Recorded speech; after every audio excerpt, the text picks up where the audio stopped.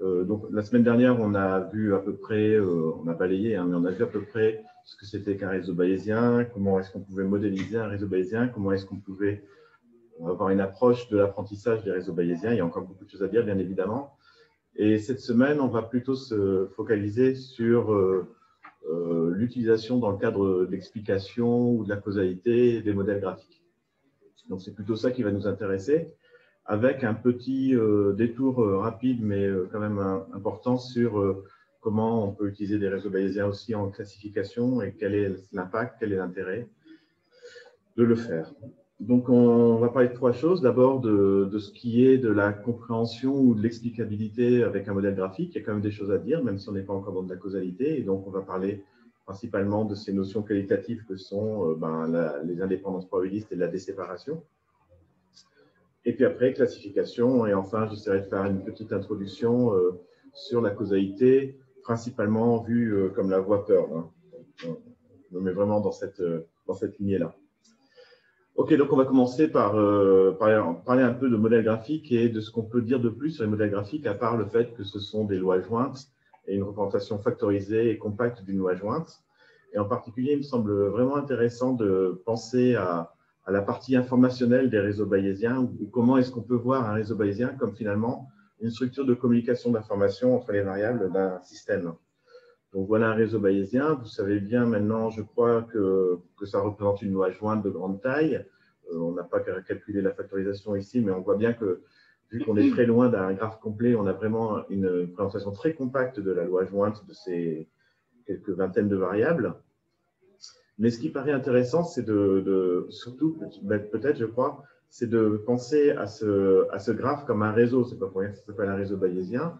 Et donc, du coup, on arrive à se poser des questions sur comment est-ce que de l'information circule dans un graphe tel que celui-là, qui communique, comment est-ce qu'on sait qu'une variable va apporter de l'information sur une autre variable, et principalement, et c'est ça que rajoute, je crois, fortement les réseaux bayésiens, dans quel contexte il y a de la communication.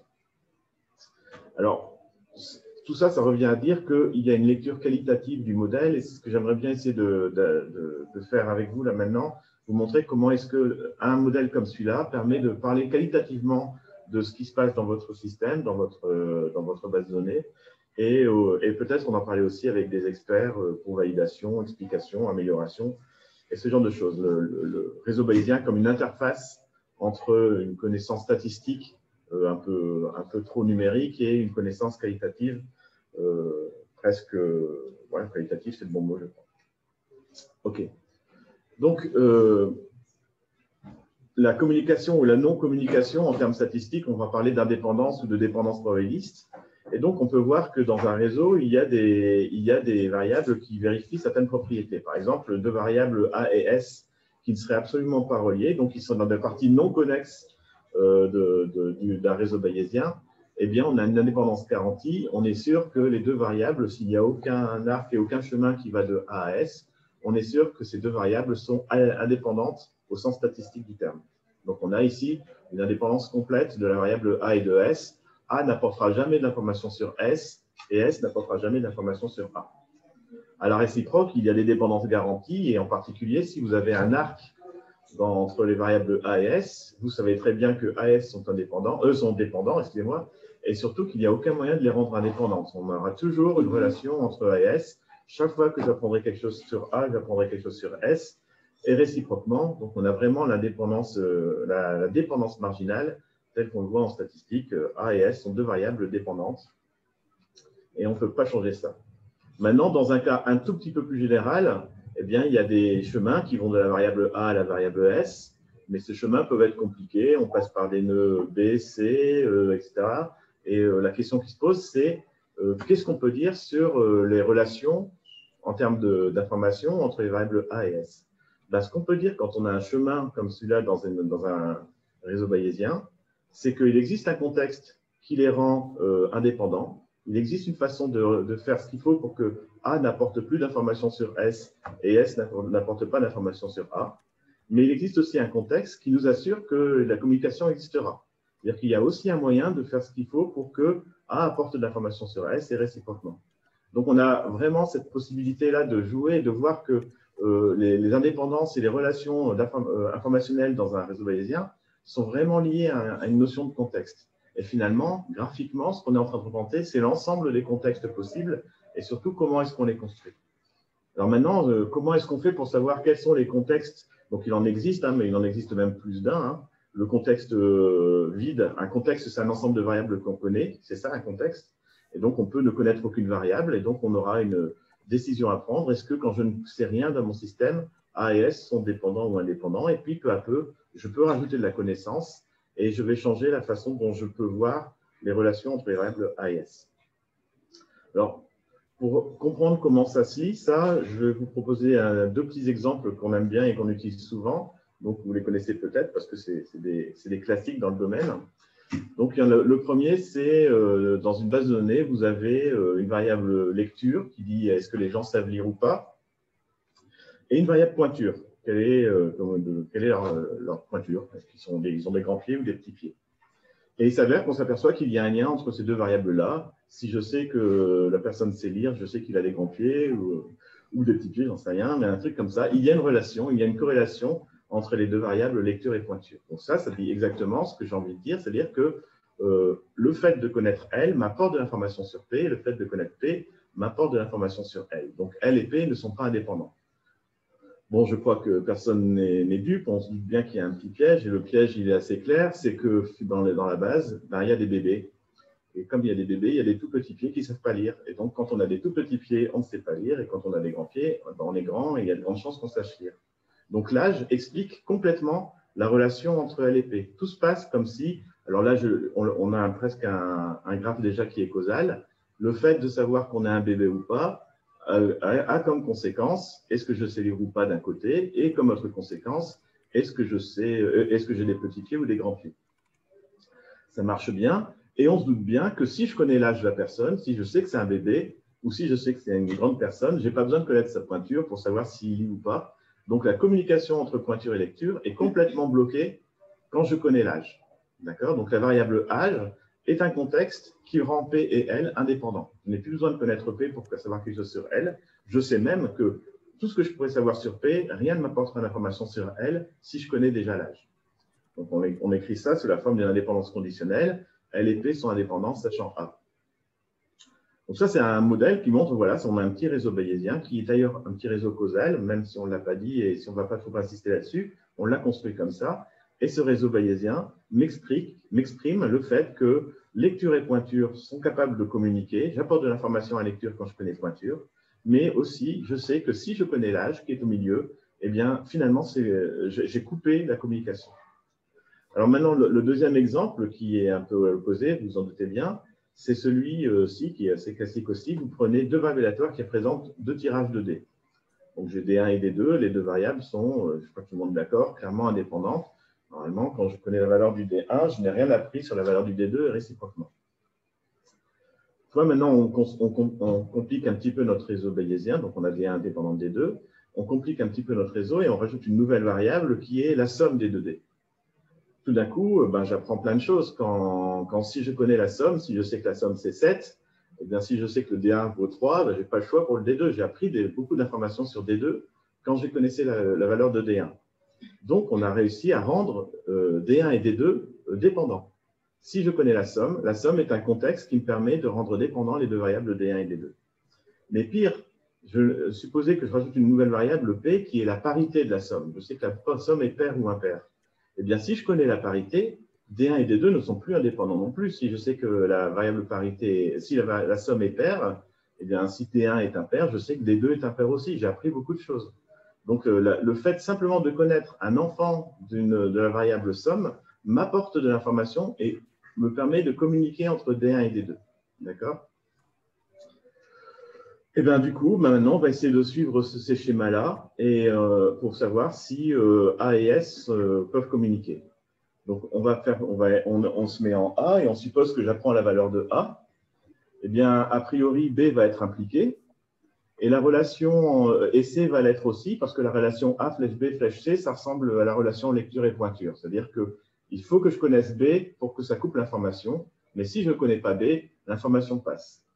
Donc, je passe B sans problème. L'information que A est connue passe B, et elle arrive en C, et C, c'est de type somme. Vous voyez, c'est les flèches qui vont toutes les deux vers la variable C. Pour que je puisse passer cette variable-là, c'est comme la variable somme dans D et parité, il faut que je la connaisse.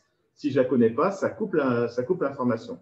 Comme le fait de ne pas connaître somme coupe l'information entre D1 et D2.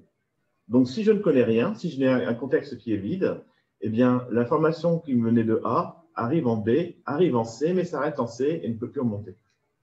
Enfin, elle ne peut plus aller plus loin. Donc, A et S sont indépendants. Dans ce réseau bayésien-là, A et S sont indépendants. Maintenant, si je connaissais, comme dans le petit exemple de droite, je connaissais la somme. Donc, l'information qui était en A est passée en B. Comme je connaissais, j'arrive à passer C, j'arrive en D. D, j'arrive en E, tout va bien. E, j'arrive en F. Et F est de nouveau une variable de type somme, là, une variable V structure. Et donc, elle arrête l'information aussi. Conclusion, A et S sont toujours indépendants si je connaissais. OK. Ben maintenant, je vais essayer de connaître un peu plus de choses et supposer que je connaisse G. Donc, G, c'est un enfant de F. Comme dans mon petit exemple à droite, P est un enfant de sigma. Et donc, le fait de connaître G va ouvrir le chemin par F pour aller de E vers S.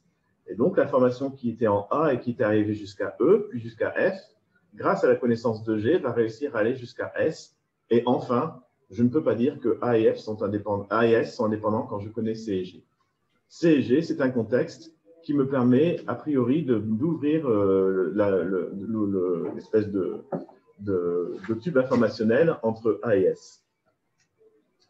Et maintenant, si je rajoute encore une variable, maintenant je rajoute E.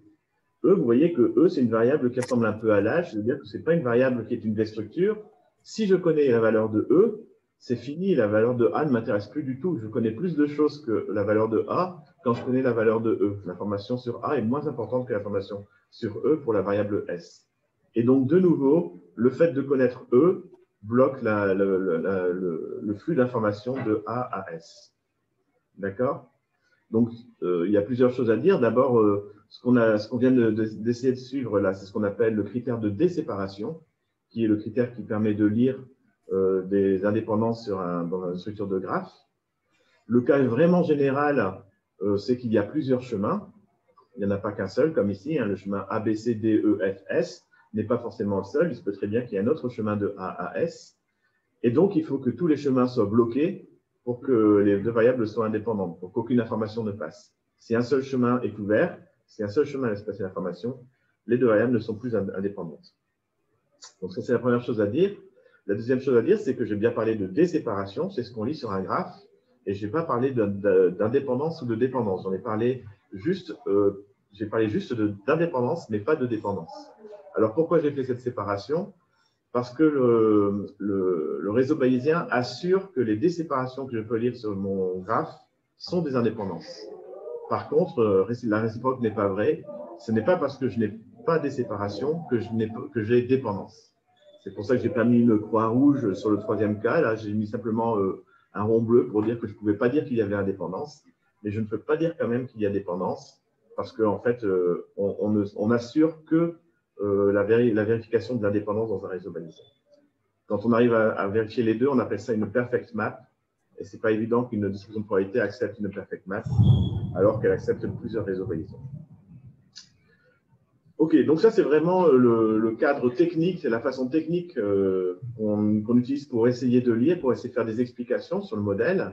Et quand on prend un réseau bayésien comme celui-ci, et donc vous voyez, je me suis amusé à mettre les noms des variables vraiment pour qu'on puisse faire un peu de sémantique, un peu d'explication, pas simplement quelque chose d'abstrait. On reprend notre exemple de la dyspnée. Donc la dyspnée, c'est ce problème de respirer là, qui peut arriver quand on a soit une bronchite, soit une tuberculose, soit un cancer. On sait ou on suppose qu'avoir été en Asie augmente un peu le risque de tuberculose. On suppose que fumer, ça augmente le risque de cancer et le risque de bronchite. Et enfin, on suppose qu'une radiographie des poumons, quand on voit une tache dans les poumons, ça indique qu'on a soit une tuberculose, soit un cancer. Donc, c'est pour ça qu'on a la variable T ou C.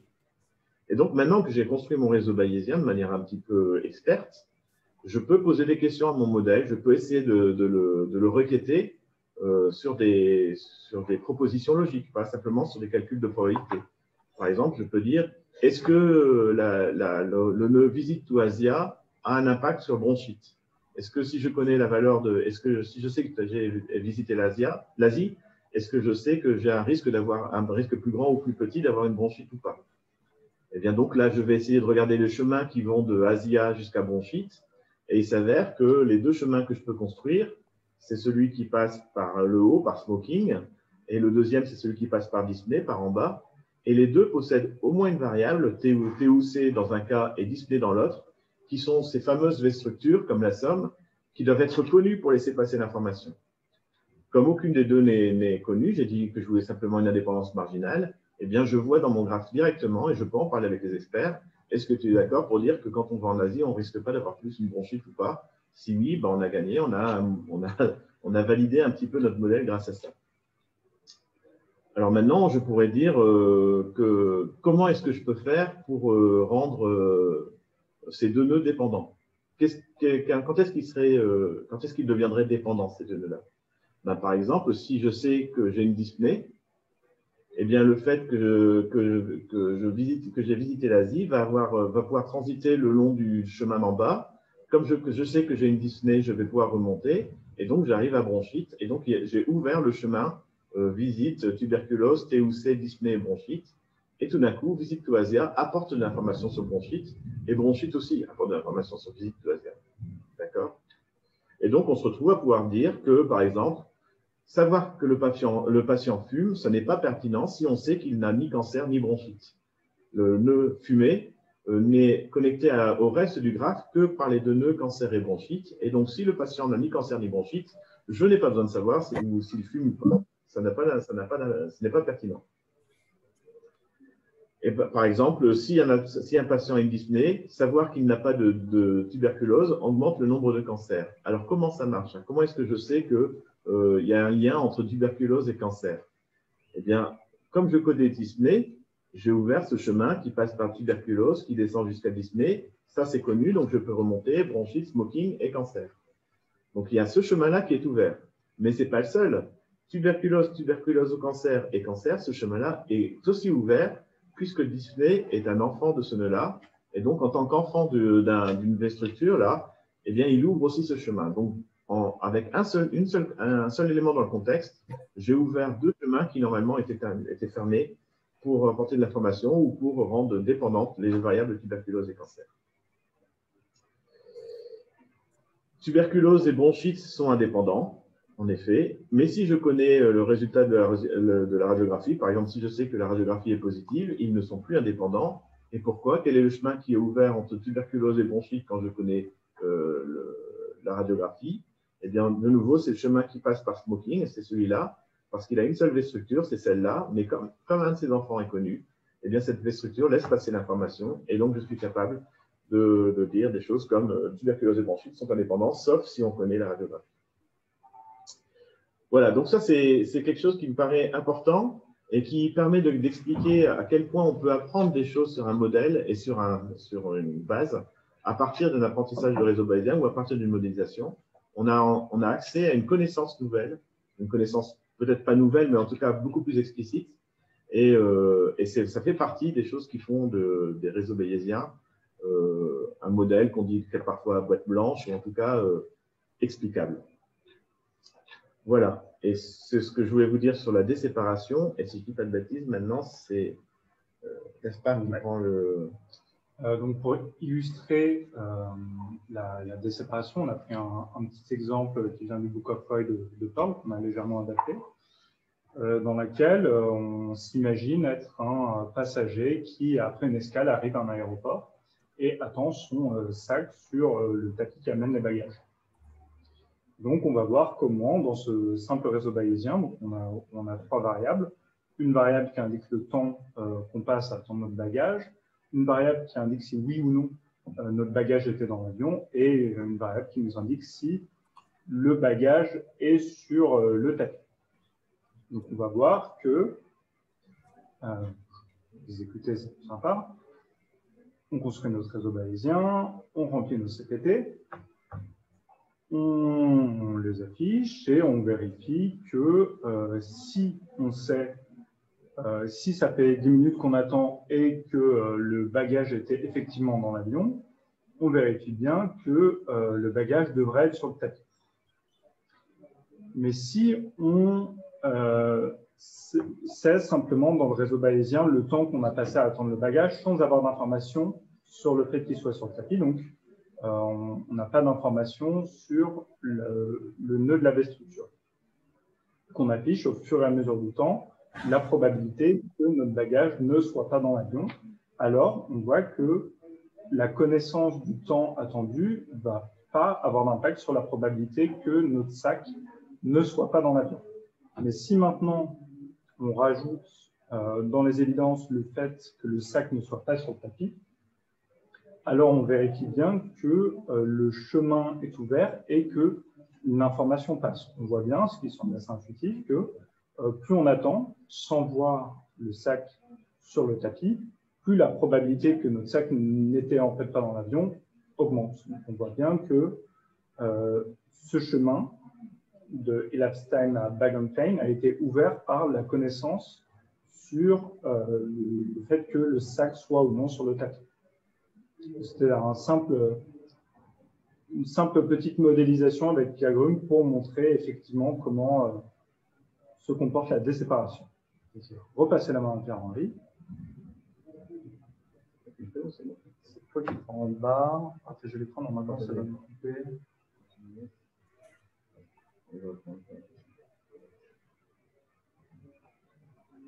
Bon. Oui, c'est bon. OK. Donc, on reparlera un petit peu de déséparation et de ces lectures-là, en particulier, parce que c'est des choses qu'on va pouvoir utiliser typiquement maintenant quand on parle de classification. Donc, je refais un tout petit laïus rapide sur la classification et ensuite je vous montre quelques modèles de classification avec des réseaux bayésiens. Donc, le petit laïus est très rapide. Vous savez qu'on a dit qu'on était dans un cadre supervisé. On a un ensemble de features, de caractéristiques, des X, et on essaie de définir la classe Y à partir d'une base qui contient des instances de X et de Y, et il en contient un grand N.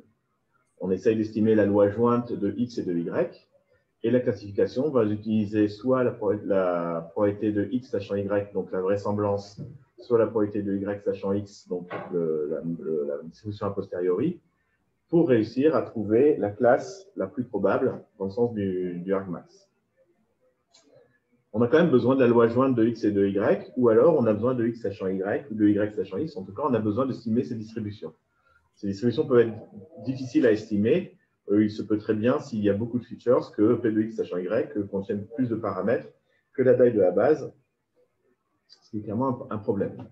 Donc, comment est-ce qu'on va faire pour apprendre une distribution de cette forme-là, de cette taille-là? Ben, deux choses l'une, soit on essaie d'apprendre un réseau bayésien, c'est ce qu'on fera à la fin, soit on essaie de forcer une structure qui minimise le nombre de paramètres. Alors, il y en a un que vous connaissez certainement, qui est le naive Bayes.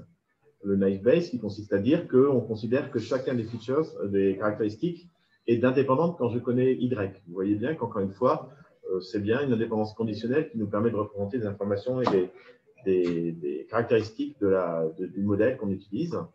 Et dans ce cas-là, on sait très bien que la loi jointe s'écrit d'une manière beaucoup plus simple, puisque la vraisemblance se représente comme le produit des vraisemblances pour chacune des caractéristiques. En fait, c'est très facile de représenter un naive Bayes. Je ne sais pas si vous l'aviez déjà fait, mais on utilise le naive Bayes sans parler de réseau bayésien, sans parler de modèle graphique, mais c'est très facile de représenter un modèle graphique, un naive Bayes comme un modèle graphique. C'est juste un EY qui a comme enfant toutes les caractéristiques de la base. Donc, c'est une hypothèse qui est très forte. Vous voyez, on suppose qu'il y a cette structure-là qui est contrainte, on ne l'a pas apprise, on ne l'a pas modélisée, ce n'est pas un expert qui nous l'a donné. On a juste dit, c'est ça notre bon modèle, parce que, en effet, il est simple, il n'y a pas beaucoup de paramètres, et il y a quelques lois qui sont de dimension 2 et une loi de dimension 1, au lieu d'avoir une loi de dimension D plus 1. Donc, on est bien d'accord que c'est bien plus simple. Et le fait est que c'est une approximation qui donne régulièrement de bons résultats en termes de calcul. Et donc, estimer les paramètres, c'est assez trivial. Hein. Encore une fois, s'il n'y a pas de valeur manquante, mais les estimations de paramètres sont triviales puisqu'il n'y a pas beaucoup de paramètres. Le maximum de vraisemblance, c'est simplement un produit des lois, des CPT de chacune des variables X et le map va demander un petit peu de travail puisqu'il faut faire remonter l'information des X vers le Y. Donc, c'est une inférence dans le réseau bayésien, mais c'est une inférence extrêmement facile. Donc, tout le travail est très simple. Pourquoi il est très simple? Parce qu'on a proposé une structure qui est extrêmement simple, parfois un petit peu trop simple. Donc, quand on le voit comme un réseau bayésien, ce naive Bayes, vous voyez que l'idée, ça a été de dire, pour que ce soit le plus simple possible, je vais dire que toutes les variables sont importantes, elles font toutes partie des enfants de Y, et chaque variable ne peut avoir que Y comme parent. Ça permet d'avoir un nombre de paramètres vraiment très limité, et ça implique exactement, on pourrait faire ça en utilisant la déséparation comme tout à l'heure, on verrait qu'on a toutes les variables qui sont dépendantes, hein, X1 et X2 sont dépendantes, X2 et X3 sont dépendantes, etc. Mais si je connais Y, si je connais la variable Y qui est entre tout le monde, eh bien, toutes les variables X sont devenues indépendantes. On a vraiment ce modèle-là. C'est une espèce de cas de pointure lecture généralisée avec Y qui serait l'âge. C'est vraiment simple comme modèle. Donc, bien évidemment, on s'est dit, mais est-ce qu'on peut le complexifier un tout petit peu? Là, on dit qu'on n'a qu'un seul parent. Est-ce qu'on pourrait en dire qu'on a au moins deux, quoi? Ça ne serait pas quand même faire un très gros effort.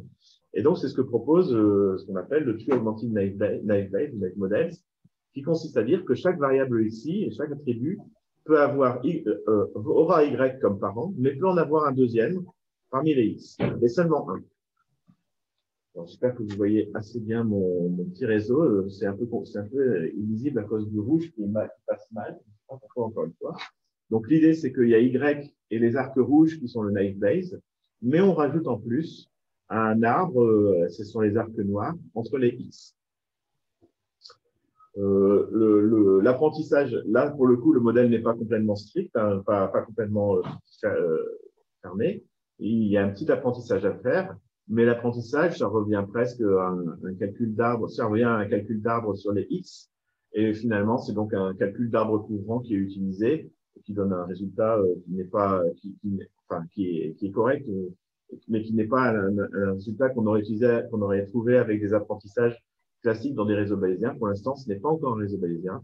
C'est un naive Bayes plus un arbre couvrant utilisant de l'information mutuelle sur les X. Et ça donne aussi des résultats quelquefois très corrects, avec un peu moins d'indépendance forcée, un peu plus de souplesse que le naive Bayes. Et enfin, bien évidemment, on peut tout à fait se décider à dire qu'il n'y a pas de raison de forcer la structure de quelque façon que ce soit, et donc apprendre un réseau bayésien complet sur notre base de données avec les X et avec le Y.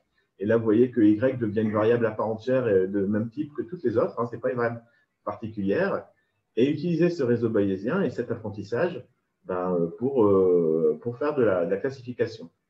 Donc, je crois qu'on voit assez bien. Ça, c'était j'ai fait en plus grand, je vais peut-être le faire plus grand ici, après on retournera en arrière.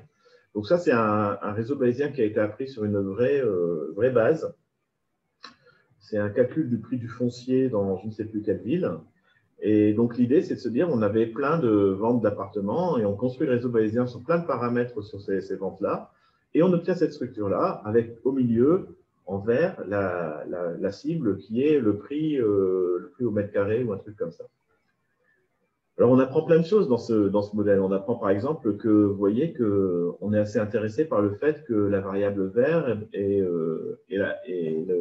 la destination de beaucoup d'arcs, je ne crois pas qu'elle est d'enfant, non, je ne crois pas. Donc, c'est quand même quelque chose qui est assez intéressant parce que c'est un peu ce à quoi on s'entendait. Hein, le prix est une conséquence et ce n'est pas une cause, en tout cas dans les critères un peu objectifs qu'on essaie de prendre là. La deuxième chose qui est intéressante, c'est que les nœuds en bleu qu'on a mis, ces parents, si vous regardez bien, ce sont pratiquement tous les indicateurs. Donc, des constructions d'indicateurs qui semblent être malins, puisque en effet, ils agrègent bien les informations, et c'est eux qui sont les parents directs du prix.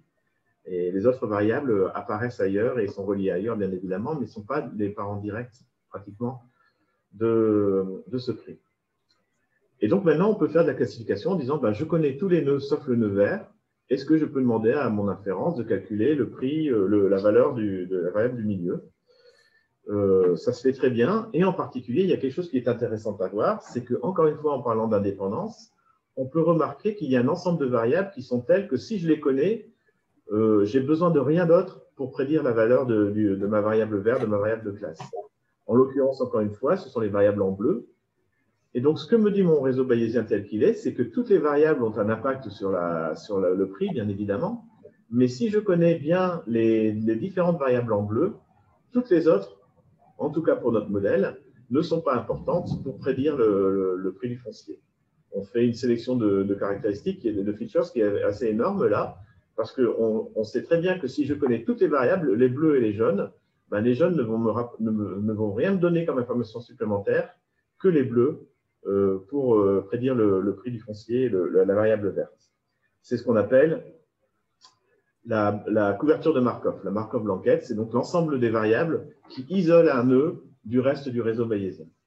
Et donc, quand on fait de la classification, ça a un vrai impact de regarder quelles sont les variables qui font partie de cette couverture de Markov, parce qu'on nous explique exactement quelles sont les variables qui permettent de prédire directement et correctement la variable classe à l'exclusion de toutes les autres. On n'a pas besoin des autres. Donc là aussi, parce que c'est quand même assez pratique comme chose, donc il vaut mieux le voir en action. Donc je passe la main encore une fois à Gaspard. Ah oui, donc la semaine dernière, on vous avait dit, en vous présentant Pierre Grume, qu'on avait fait en sorte de proposer des classifieurs bayésiens qui soient compliant, qui marchent avec l'API de scikit-learn. Donc du coup, dans ce notebook, on va dérouler 3 exemples dans ce notebook-là, 3 exemples qui reprennent exactement des exemples qui sont dans la documentation de scikit-learn. Et en y rajoutant quelques lignes, on va être capable de comparer des classifications venant de Pierre Grume.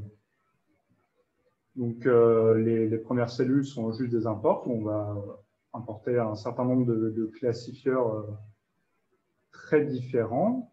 Donc, on va comparer tout un tas de classifieurs, des réseaux de neurones, des random forest, des Naive Bayes, de scikit-learn, des arbres de décision. Et côté Pierre Grume, donc avec ces simples 2 lignes, on va rajouter 2 classifieurs, un qui utilise donc la version augmentée du Naive Bayes et un qui utilise un algorithme qui s'appelle NIC, qui lui va chercher à prendre une structure de type réseau bayésien. Donc quand on voit les résultats sur 3 datasets, on voit, alors vous n'avez peut-être pas le temps de tout regarder, mais que les résultats de... Alors là, c'est un petit peu coupé. Est-ce que... Ah, parce que c'est... Donc, on voit que les résultats du tri augmented Naive Bayes et du classifieur qui utilise l'algorithme NIC sont des résultats qui sont tout à fait exploitables et dont on n'a pas à rougir. Mais il y a d'autres informations qui sont très intéressantes qu'on peut facilement en extraire, notamment quand on regarde la structure des réseaux bayésiens appris avec NIC.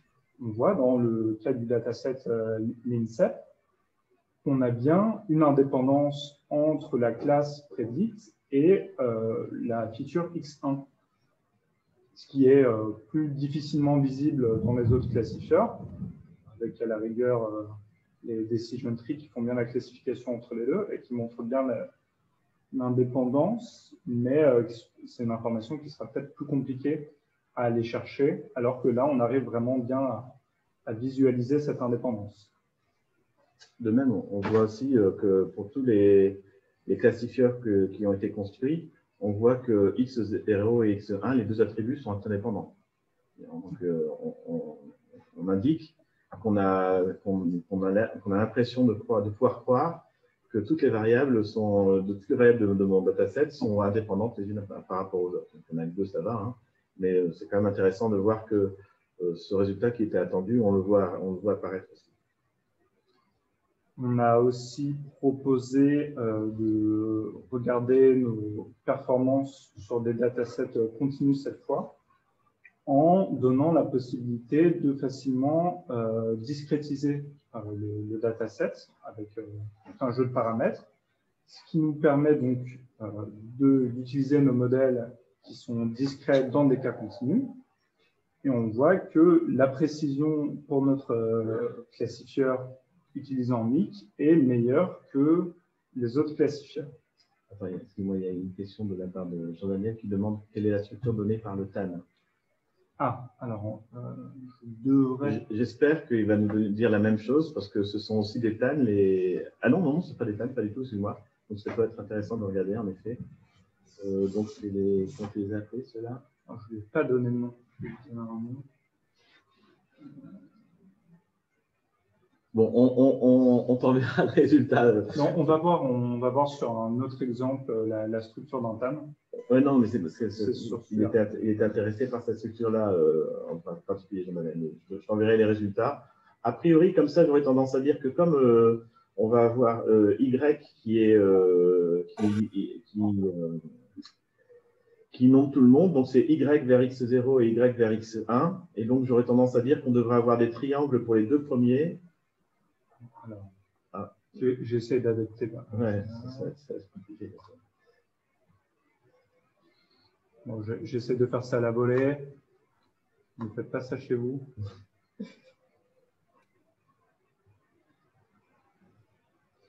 Donc, j'aurais tendance à dire deux triangles et deux triangles et le dernier. Je ne sais pas ce qu'il va faire. Est-ce qu'il va trouver une indépendance ou pas? On prend les paris. Et encore, il y a mon ordinateur qui ira là. Ah ben, trois triangles. Donc, les deux triangles, les deux premiers étaient évidents, mais le troisième n'était pas évident, mais il trouve bien trois triangles. Donc, pour revenir à la classification discrète d'un cas continu, donc on voit qu'on a des résultats qui sont tout à fait exploitables. Est-ce que tu as rajouté quelque chose sur ces… Non, on voit bien l'effet de la discrétisation. Alors, bien évidemment, dans un cadre d'une vraie utilisation et d'une vraie utilisation des règles bayésiennes, on devrait faire un peu plus de travail que ce qu'on a fait là pour la discrétisation. La discrétisation, c'est un problème important. Hein. On ne peut pas le traiter au pied levé, là, comme on l'a fait. Je ne sais plus quelle est la méthode qui est utilisée là exactement, mais… c'est Kamins. Voilà, donc on a fait des Kamins pour trouver siblings pour chacune des variables. Et donc, on voit le résultat qui est pas déraisonnable du tout hein, en termes de je crois qu'il donne comme 83%. Voilà, donc on est assez comparable aux autres. Bon, on n'est pas continu, mais on est assez comparable aux autres. Donc, le résultat n'est pas si mauvais que ça. Et ce qui est intéressant, c'est que c'est un problème qui est multiclasse. Hein, donc, c'est aussi intéressant de voir que ça fonctionne aussi correctement comme ça. On peut afficher voilà, parce que du coup, j'ai fait des petites modifications. Et pour le dernier exemple, donc on va parler d'un problème pour lequel les réseaux bayésiens ne sont pas particulièrement pas faits pour, qui est la reconnaissance de chiffres écrits à la main. Donc, encore une fois, on reprend un exemple de scikit-learn en changeant le classifieur utilisé pour un classifieur de Pythagore.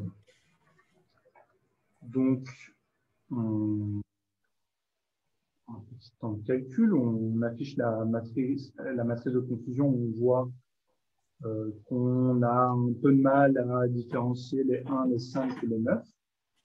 Mais, quand on regarde, ça c'est le réseau bayésien pris, quand on regarde les métriques tout court, on a des scores qui sont exploitables, alors qu'ils ne sont pas aussi bons que ce qui se fait avec des méthodes plus spécifiques à ce problème. C'est des résultats qui sont exploitables et on voit des choses assez intéressantes en prenant la Markov-Blanquette de la variable de classification, donc Markov-Blanquette dont on parlait avec Henri tout à l'heure.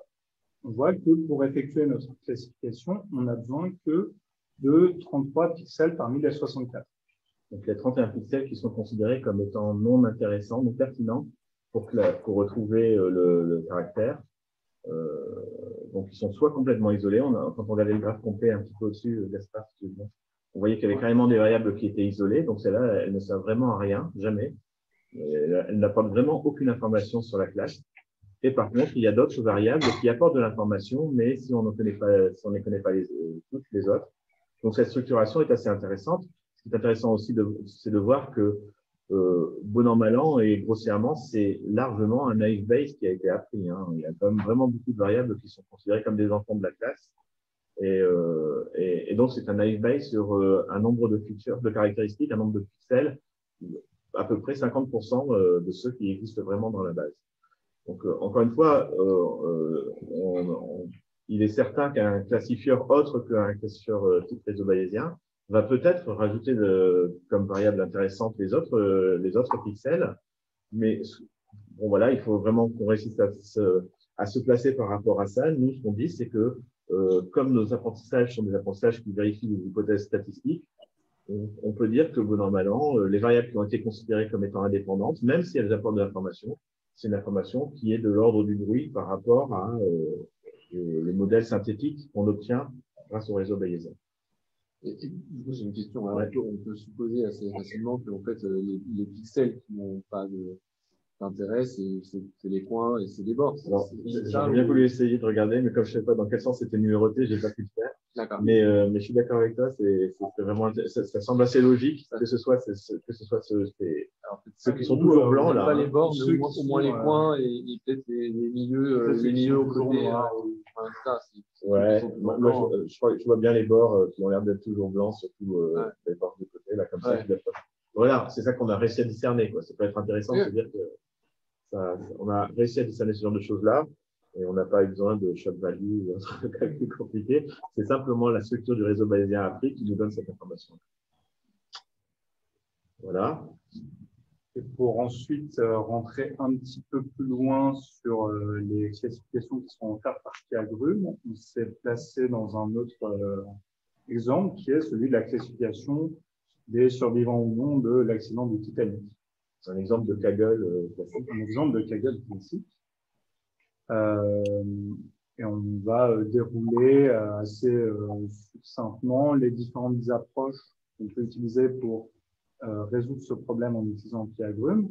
Donc, on pourrait générer, comme la structure est imposée directement à la main, un naive Bayes en ajoutant des variables et des arcs entre le nœud survivant et les features. Attends, juste 5 secondes, je vais juste faire remarquer la ligne où on utilise un a priori smoothing là. C'est justement quand on a parlé la semaine dernière des problèmes de prior et d'éviter les zéros en rajoutant des 1 de temps en temps. C'est là que, avec Agrum, on est capable assez précisément de dire, bah, voilà, à chaque fois que je fais un comptage, je vais rajouter 1 partout pour être sûr qu'il n'y aura jamais de 0 et que je ne prendrai pas. C'est quelque chose qui est fait de manière classique dans les modèles d'apprentissage probabiliste, mais qui est souvent un peu caché tout à tout. Et là, on le gère et on peut le gérer très bien. C'est-à-dire qu'on peut mettre 10-15 aussi si on peut. Mettre 10-15 ici, ça nous permettra d'être très proche de la vraisemblance, c'est un a priori très faible, mais quand même d'éviter les zéros. Et en particulier, si j'ai aucune valeur dans la base, eh ben, ça me prend bien une uniforme, un demi, ou un tiers. Donc, ça se passera bien.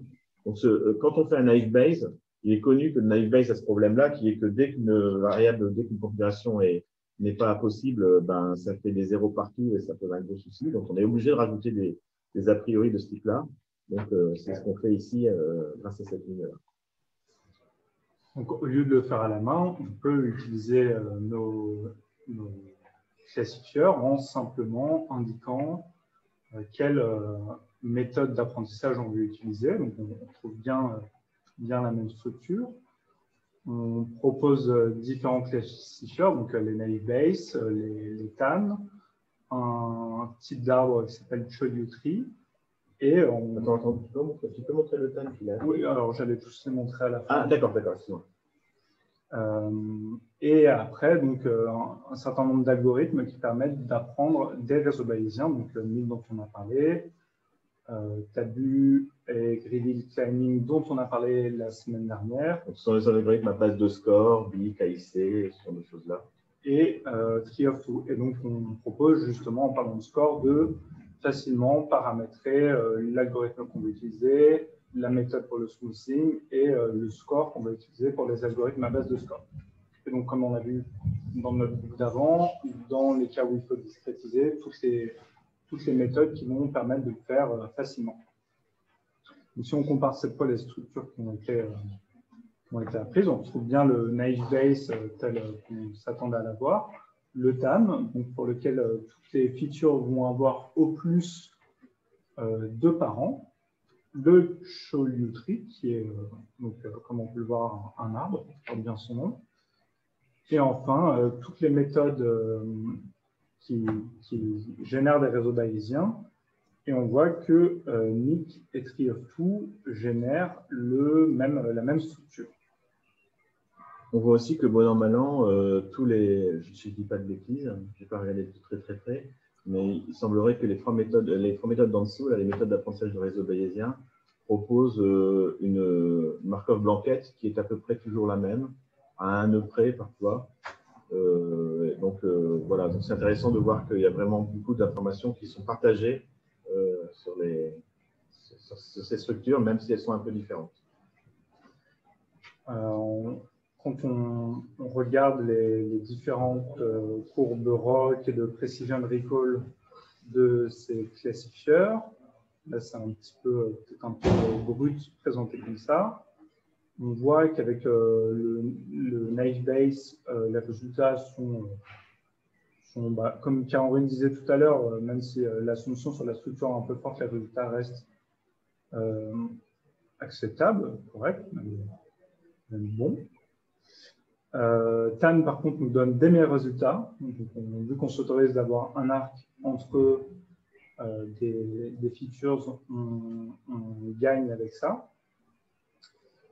Et après, donc, Shoyu Tree donne des résultats qui sont moins bons que TAN.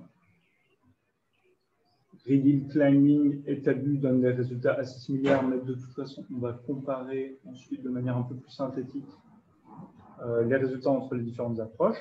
Et on voit que les approches utilisant Nick ou Tree of Two donnent des résultats qui sont proches des résultats de TAN, qui sont des bons résultats, mais en plus, on y retrouve, comme pour le graphe sur la vente d'appartements, une structure qui se rapproche d'un graphe causal qui va nous rapporter des informations qui sont plus intuitives. Donc, le fait de survivre est conditionné par le genre d'un passager, un petit peu par la classe dans laquelle il était.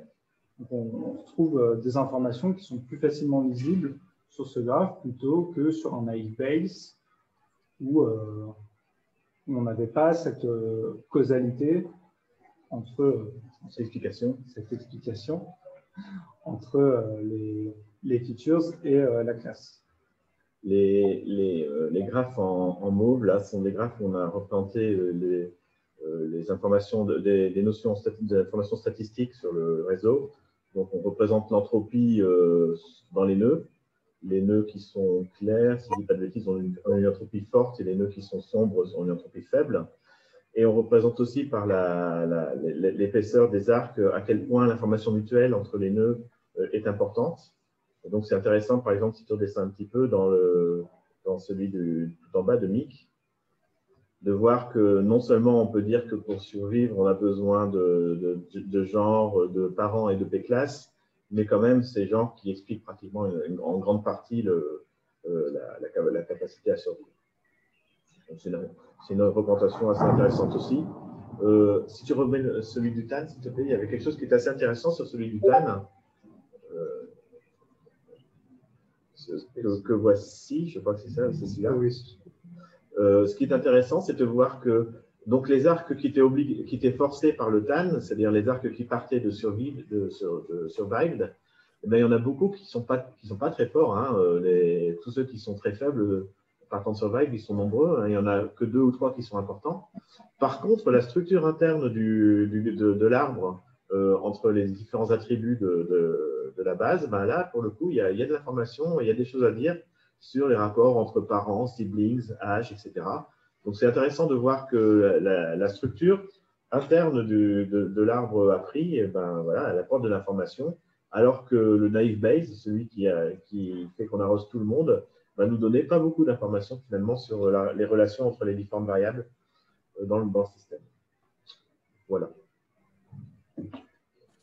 Donc, si vous n'avez pas de questions sur cette chose-là, donc c'était juste pour vous montrer comment est-ce qu'à partir de la déséparation, à partir de cette analyse, excusez-moi, en structure du réseau bayésien, plus quelques méthodes d'apprentissage qui sont bon, assez classiques. Hein. On a n'y a pas grand-chose de très spécifique. Il y a quelques petits sous-algorithmes dans MIC et dans l'apprentissage qui nous sont propres, mais pas trop. Donc, à partir de l'apprentissage classique de réseau bayésien, on arrive à faire de la classification et avoir un retour sur l'apprentissage qui n'est pas simplement un retour sur la qualité du F-score, des choses comme ça, mais aussi sur la pertinence de toutes les variables et l'espèce de hiérarchie dans la structure et dans l'importance de certaines parties de la structure, des mécanismes qui sont en cause dans la structure du réseau bayésien. Peux-tu me dire comment tu interprètes l'entropie d'un nœud?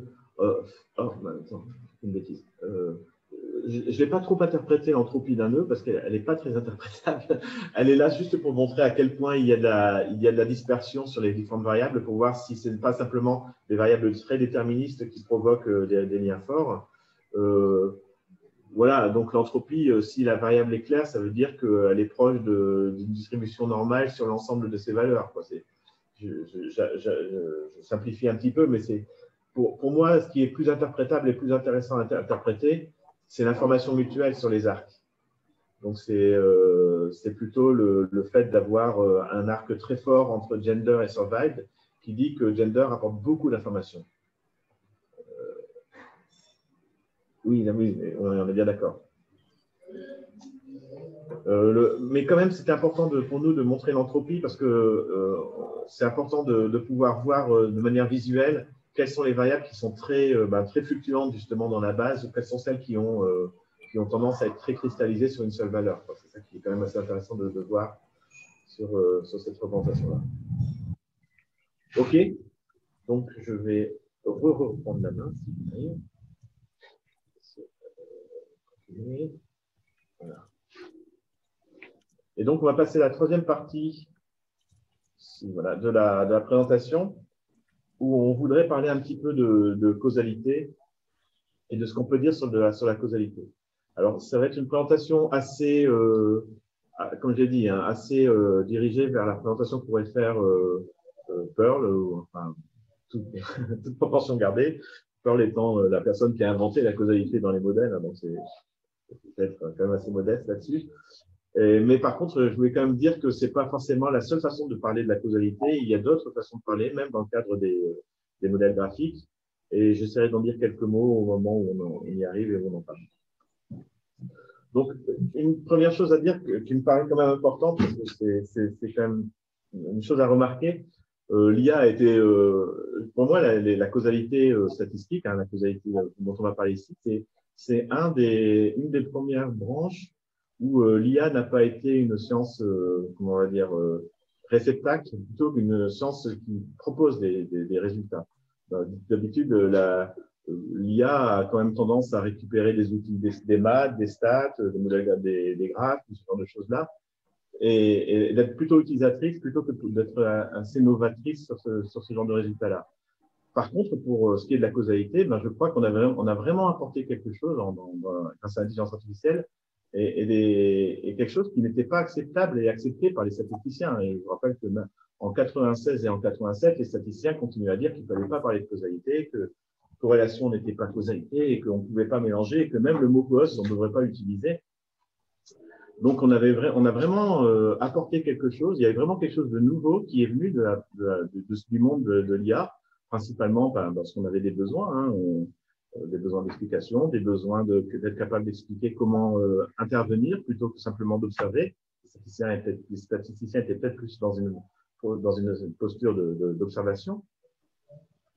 La robotique aussi, bien sûr, hein, les actionneurs, etc. Donc, on avait vraiment un besoin qui n'était pas forcément rempli par les outils, les propositions actuelles. Et donc, voilà, donc je crois que c'est quand même assez intéressant de voir cette espèce de renversement qui fait que voilà, l'IA prend la place d'une vraie science et qui n'est pas apporter des choses aux autres.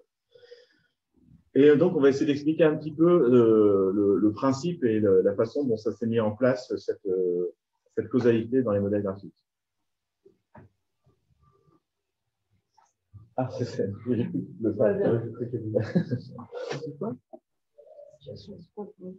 OK. Donc, ça, c'est cette première partie du slide où je crois qu'il n'y a aucun problème. C'est juste pour vous expliquer, pour vous rappeler que, d'ailleurs, j'avais eu cette question, donc autant en reparler là. les réseaux bayésiens, il n'y a pas unicité d'un réseau bayésien pour représenter une loi jointe. Et donc là, la loi de R et W, je peux la représenter comme un réseau bayésien de R vers W. Donc, je suis en train de parler d'une factorisation de cette loi jointe sous la forme de la marginale P de R fois la conditionnelle P de W sachant R. Et le théorème de Bayes, du moment que tout va bien et que les lois sont strictement positives, me permet sans problème de renverser l'arc et de dire que finalement, la loi jointe de R et de W, je veux la représenter sous la forme d'une marginale P de W et d'une conditionnelle P de R sachant W. J'ai vraiment changé l'ordre et changé la position de R et de W et ça ne me pose aucun problème. D'accord? Je crois que c'est à peu près clair pour tout le monde. Donc, ça me permet de rappeler que c'est exact, ce qu'on est en train de faire là, c'est exactement parler de ce que c'est qu'un équivalent de Markov, une classe d'équivalence. La classe d'équivalence de Markov, ça va être l'ensemble des réseaux bayésiens qui vont représenter finalement qui auront la même capacité à représenter correctement la loi jointe sous la forme d'une factorisation. Ce sera peut-être pas forcément la même factorisation, mais la loi jointe qui sera obtenue sera exactement la même et ce sera la bonne. Et donc, mes deux réseaux R/W ou W/R sont deux réseaux qui appartiennent à la même classe d'équivalence et qui sont statistiquement, dans le sens classique du terme, indiscernables. Je ne peux pas dire que l'un est meilleur que l'autre. Les deux sont des façons de représenter la même information et je ne peux pas les discerner de manière correcte. En particulier, si je fais un apprentissage, je ne peux pas demander à mon algorithme de l'apprentissage classique et statistique de faire la différence entre les deux modèles. Il trouvera l'un ou l'autre, mais je ne peux absolument pas lui en vouloir de m'avoir dit que c'était R/W ou W/R. C'est exactement pareil pour lui et pour moi d'ailleurs. Le modèle est exactement le même, le modèle sous-jacent est exactement le même. Et ça nous gêne parce qu'on voit bien que ces relations symétriques et cette capacité de renverser un arc sans poser de problème, ça ne représente pas la causalité. Les relations symétriques ne sont pas capables de représenter correctement la causalité. Je sais bien que la causalité, ça crée une dissymétrie entre la cause et la conséquence. On est vraiment embêté. On a besoin de définir une nouvelle notion qui ne serait pas symétrique et qui serait quand même liée aux notions de probabilité observationnelle, marginale, conditionnelle, etc., mais qui ne soit pas symétrique. On arrive à casser cette symétrie. Alors, comment est-ce qu'on va faire pour faire ça? Eh bien, l'idée qui est arrivée assez vite, hein, c'est pas Pearl, hein, il y a des gens qui ont fait ça avant lui, c'est l'idée de se dire, finalement, mon erreur, c'est de parler de PW sachant R. Qu'est-ce que je fais quand je parle de PW sachant R? J'essaie d'expliquer ce que va être W si j'observe la valeur de R. Et quand je fais de la causalité, je n'observe pas une valeur, je la change. Et donc, l'idée, c'est de se dire, est-ce que je peux réussir à représenter maintenant la probabilité de W si j'interviens sur R et si je change sa valeur? C'est pas la même chose, hein. Il y a vraiment une différence entre les deux et peut-être que ce sera suffisant pour pouvoir parler de causalité. Alors, comment ça marche? D'abord, on va mettre en place une sémantique causale. C'est pour ça que vous voyez que j'ai remplacé R et W par rain et wet. Est-ce que la chaussée est mouillée quand il pleut ou pas? Et là, je vais il pleut, alors c'est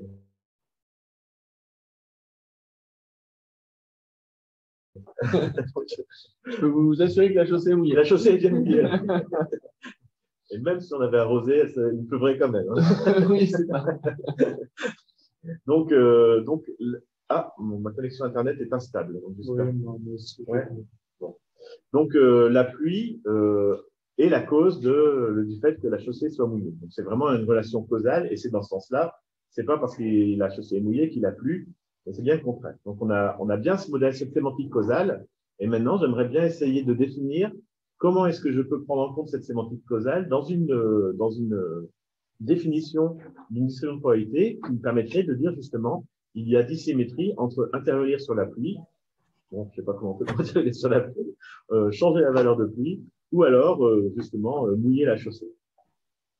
Alors ça, on va l'exprimer en suivant Pearl par un opérateur qui s'appelle l'opérateur do. Je fais quelque chose. Et donc, autant PW sachant R, c'était quelle est la probabilité que ce soit mouillé quand j'ai observé qu'il pleuvait. PW sachant do R, ça veut dire que j'interviens, je change la valeur de R. Et qu'est-ce que ça implique pour W? Alors, comme ici, R, la pluie, c'est la cause du fait que la chaussée soit mouillée, quand j'interviens sur la pluie, d'une façon ou d'une autre, eh bien, forcément, je vais changer la valeur de la conséquence et qui va devenir, donc, la chaussée va devenir mouillée. Comment est-ce qu'elle va devenir mouillée? De la même façon, avec le même mécanisme que quand on avait la probabilité. Donc ici, dans ce cas-là, quand j'interviens et que je change la valeur de la cause, eh bien, la probabilité de la conséquence va suivre la loi conditionnelle classique P de W sachant R. Je sais que s'il pleut, alors il y a 95% de chances que la chaussée soit mouillée, et s'il ne pleut pas, il y a 5% de chances qu'elle soit mouillée, ou ce genre de choses-là. Ça reste les mêmes probabilités conditionnelles parce que je suis intervenu sur la cause.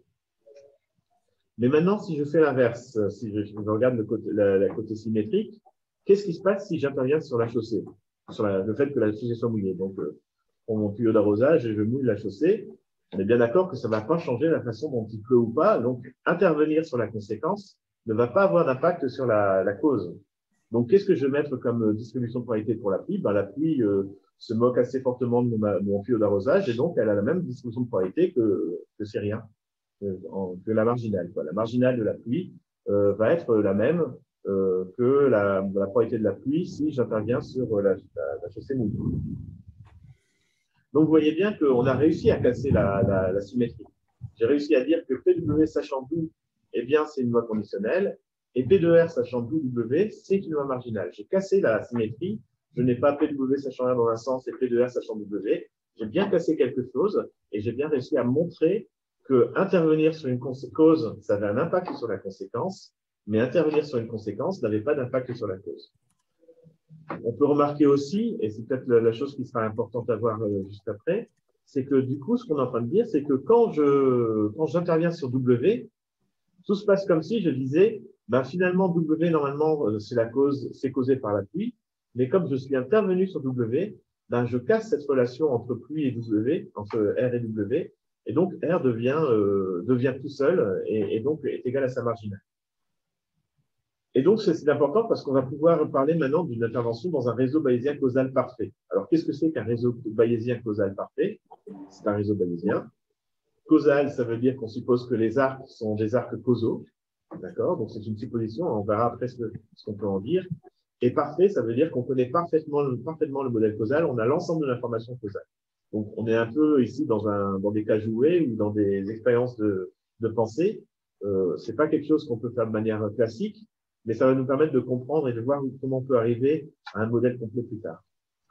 Donc, dans un modèle bayésien causal, une intervention sur une variable, c'est ce que je viens de dire juste à côté. Si j'interviens sur une variable, comme mes enfants sont mes conséquences, eh bien, mon intervention sur la variable va se propager vers mes enfants.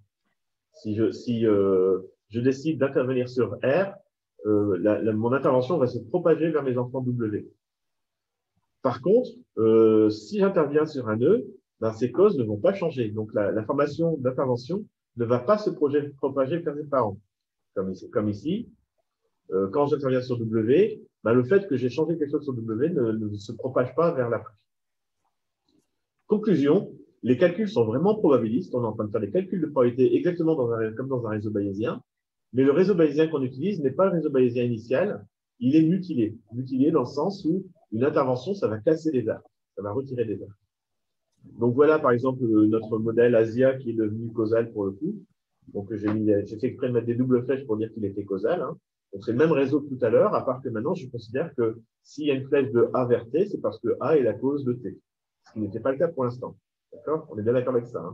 Dans un réseau bayésien, par exemple, la variable, l'arc ST, je pouvais le retourner sans aucun problème. Je restais dans la même classe d'équivalence, et donc les deux réseaux bayésiens étaient identiques, tout à fait analogues.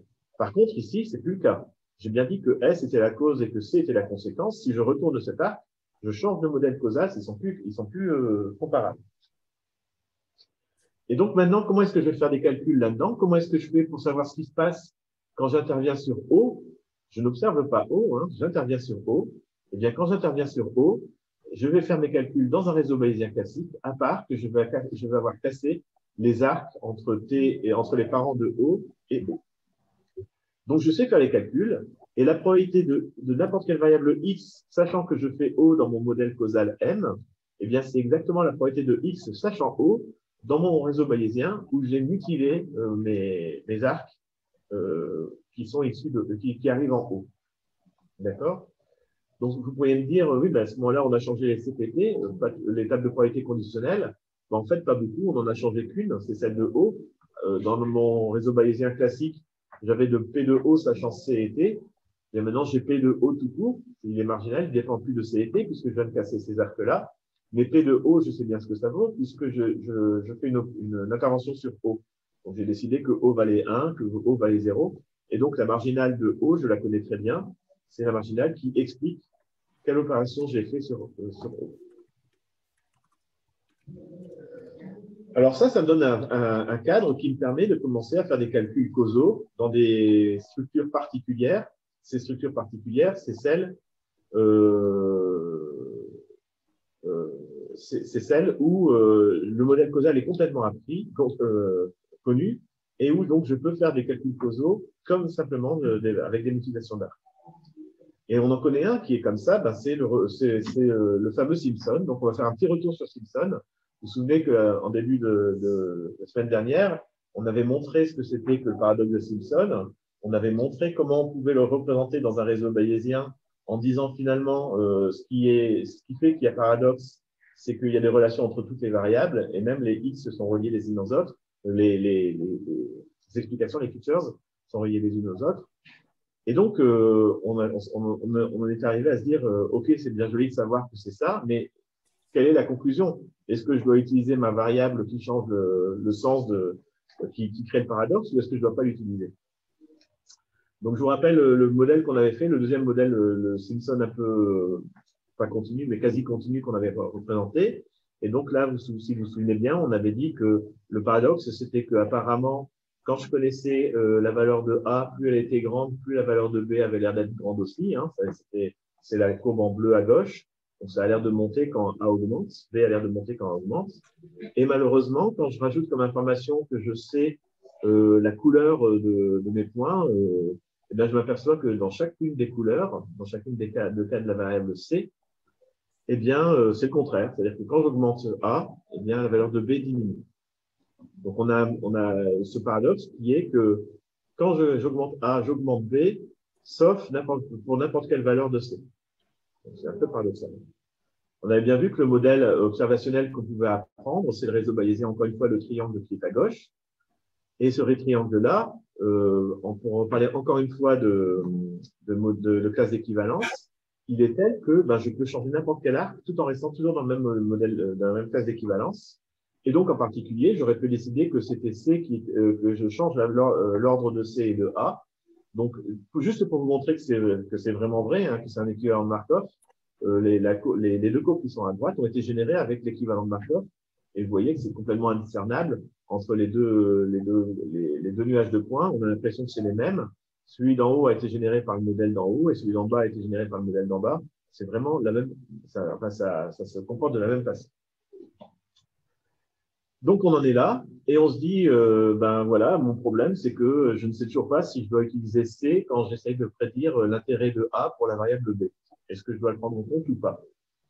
Et donc là, on va se décider à essayer de passer en causalité. Et on va dire finalement, je n'observe pas la valeur de A, surtout quand on parlait de médicament ou pas. J'interviens sur la variable de A. Je lui donne une valeur, je donne le médicament ou je ne le donne pas.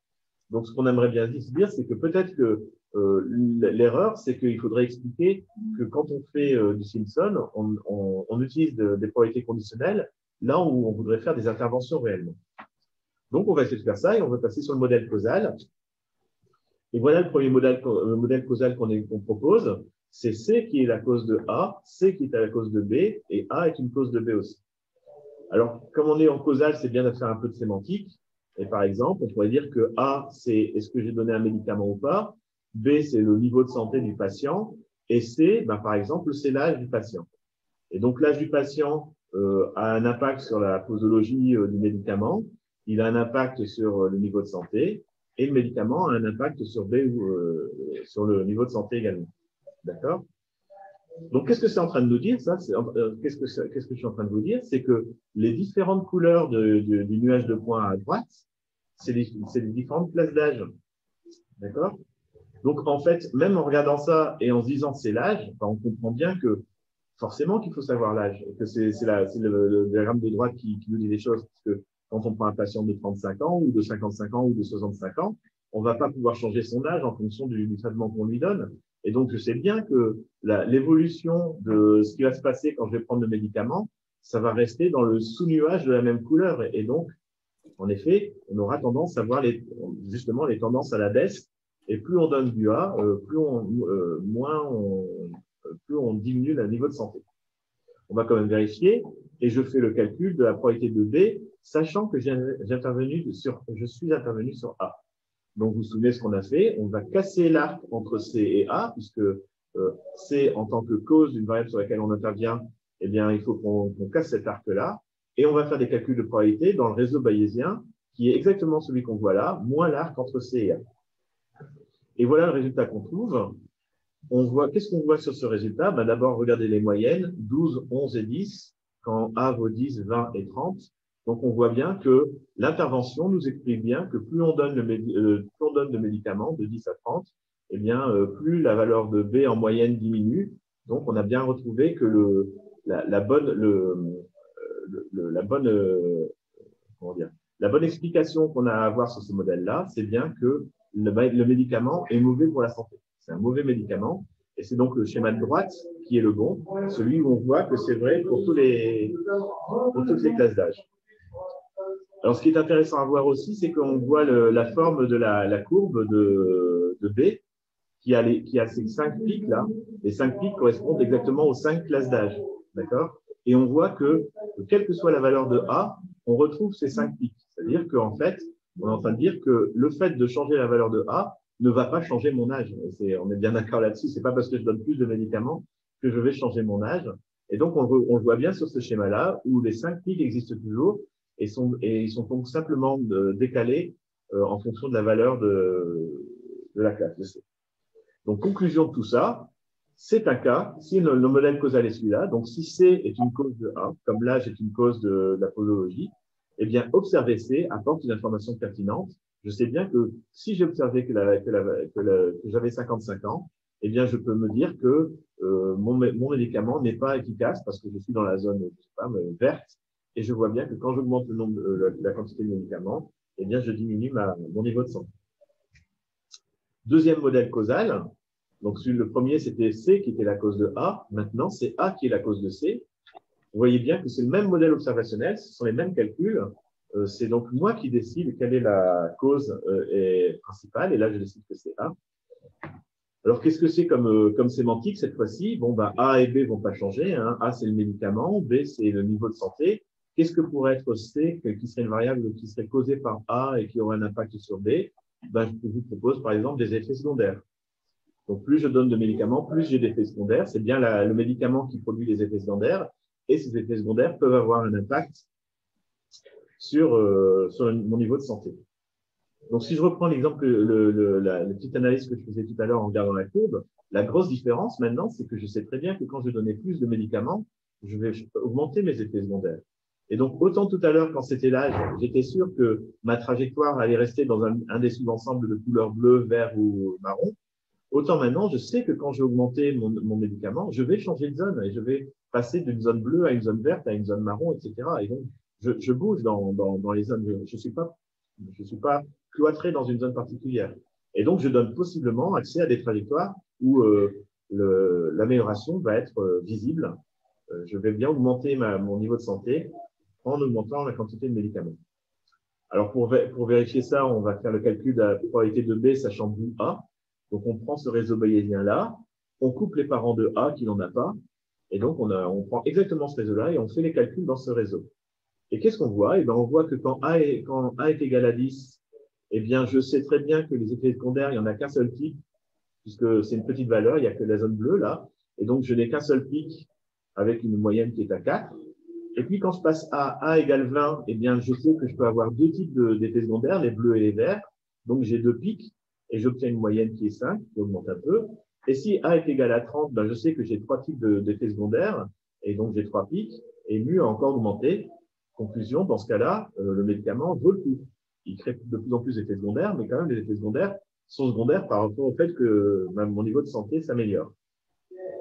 Donc, dans ce cas-là, parce que c'est une conséquence de A et que la valeur de C devrait être donnée par la valeur de sa cause A et non pas par mon observation, observer C, c'est une erreur. Ça apporte une information non pertinente et même pire, puisque comme pour les paradoxes, ça apporte même une information qui nous aveugle, qui nous rend incapables de comprendre exactement le comportement de notre système. Donc maintenant, on a résolu notre problème du paradoxe. Il n'y a plus de paradoxe. On sait très bien que c'est le modèle causal qu'on doit utiliser. Et ce modèle causal nous dit exactement si la variable C, la variable qui nous gêne, là, qui change complètement les conclusions, on sait très bien si on doit l'observer ou pas. Si c'est une conséquence, on ne doit pas l'observer, parce que l'observer, ça crée du bruit et du biais sur nos calculs. Alors que si c'est une cause, c'est une bonne chose de l'observer. Donc voilà, on est content parce qu'on a rempli notre mission, on a résolu le paradoxe de Simpson en utilisant la causalité. C'est pas la seule façon, il y a plein d'autres personnes il y a toute une littérature sur le paradoxe de Simpson, et il y a bien d'autres choses à dire sur le paradoxe.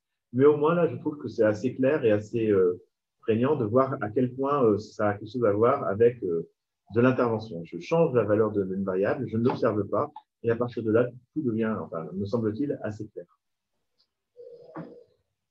Donc, on a pu faire ça sur le modèle de Simpson, le modèle de ce paradoxe-là, parce que c'était un petit modèle. On avait le modèle causal complet, on savait le modèle observationnel complet, on savait qu'il était c'était ce triangle qui fait que tous les modèles qui ont un triangle étaient équivalents, et donc on avait c'était facile pour nous de choisir quel était le modèle causal. C'était un choix qu'on faisait et il n'y avait pas de souci.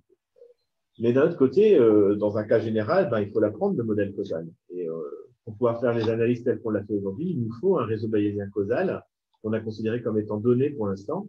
Et c'est peut-être le petit reproche qu'on peut faire à l'analyse de Pearl que de ne pas trop s'occuper de comment est-ce qu'on obtient un modèle causal, et de s'occuper surtout de comment est-ce qu'on fait pour calculer et utiliser cet outil. Mais donc, il faut quand même se poser la question, comment est-ce qu'on va faire pour apprendre notre modèle causal? Eh bien, on ne peut pas. Donc, la première chose à dire, c'est qu'il est impossible de construire un modèle causal parfait à partir de données uniquement. Et je vais essayer de vous le montrer, mais on va essayer de faire le mieux possible, bien évidemment. Et donc, je vais essayer juste de vous montrer pourquoi est-ce qu'un modèle causal n'est pas constructible, mais je crois que vous le savez déjà. Supposez que vous ayez deux variables A et B qui sont corrélées. Donc, qu'est-ce qu'on peut dire causalement? On pourrait dire que A est la cause de B ou que B est la cause de A, c'est ce qu'on a dit jusqu'à maintenant et ça a du sens. Mais il y a encore plein de possibilités. Il se peut très bien qu'il y ait une variable qui cause A et qui cause B, et ce qu'on appelle les spurious correlations, je ne sais pas comment on traduit ça. Enfin, donc peut-être que la corrélation entre A et B n'est qu'un effet indirect d'une cause commune, mais il y a encore un cas qu'il ne faut pas oublier et qui existe, qui est, ça va rester les biais de sélection. Si jamais il y a une variable qui est conséquence de A et de B et qui est, pour une raison ou pour une autre, fixée dans notre base, eh bien, on va créer une corrélation entre A et B sans qu'on le sache, sans qu'on puisse le vérifier d'ailleurs. Et donc, le modèle causal n'est pas apprenable aussi. Tout modèle qu'on va apprendre ne sera pas correct. Donc, ça fait au moins 4 cas possibles et je suis sûr qu'il y en a plein d'autres. Et donc, vous voyez bien qu'on a un gros problème. C'est que, du coup, on sait très bien que le modèle causal, on ne peut pas l'apprendre complètement à partir des données. Et on a besoin de plus d'informations et d'informations qui sont externes à la base pour pouvoir faire cet apprentissage ou pour pouvoir faire cette induction de modèle causal. Alors, par contre, les algorithmes, particulièrement les algorithmes basés sur des contraintes, alors ce sont ceux qui étudient les indépendances marginales et conditionnelles et qui essayent de trouver la structure à partir de ça. Eh bien, ces algorithmes-là fournissent un graphe partiellement orienté qui est, entre guillemets, raisonnablement causal. Alors, qu'est-ce que ça veut dire que raisonnablement causal? Ça veut dire que les arcs qui ne sont pas orientés, c'est parce qu'on ne savait pas très bien quoi dire, et donc on a un sous-ensemble des arcs qu'on n'a pas réussi à orienter et donc ils ne peuvent pas être causaux. Et ceux qu'on a réussi à orienter, on sait qu'ils sont partagés par l'ensemble des modèles de la même classe d'équivalence. Et donc, on peut raisonnablement penser qu'ils représentent une forme de causalité. Par ailleurs, ces algorithmes vont avoir un autre intérêt qui est que de temps en temps, ils vont réussir à repérer des causes latentes. Alors ça, c'est très fort et c'est vraiment intéressant. À partir de ma base, je suis capable de dire de temps en temps que j'ai une variable latente qui est probable. Alors, comment ça marche? Ben, c'est simple. Imaginez que vous ayez deux nœuds A et B et que vous ayez déjà réussi à orienter un arc vers A et un arc vers B. C'est les deux arcs extérieurs. Et que maintenant, entre A et B, ben, vous avez envie d'orienter cet arc aussi bien vers A que vers B. Et ça, encore une fois, c'est possible. Ça dépend des tests qu'on va faire. Eh bien, ce cas-là va exactement nous dire, ben, je peux supposer que ce que je suis en train de voir, c'est que il y a une variable latente qui serait la cause commune de A et de B et qui expliquerait mon problème à orienter l'arc entre A et B. Et donc, ça, c'est une proposition qui vont faire assez facilement ces algorithmes que de dire, dans ce cas-là, je peux supposer que j'ai réussi à trouver dans ma base des signes, des traces infimes d'une variable latente qu'on pourrait manipuler.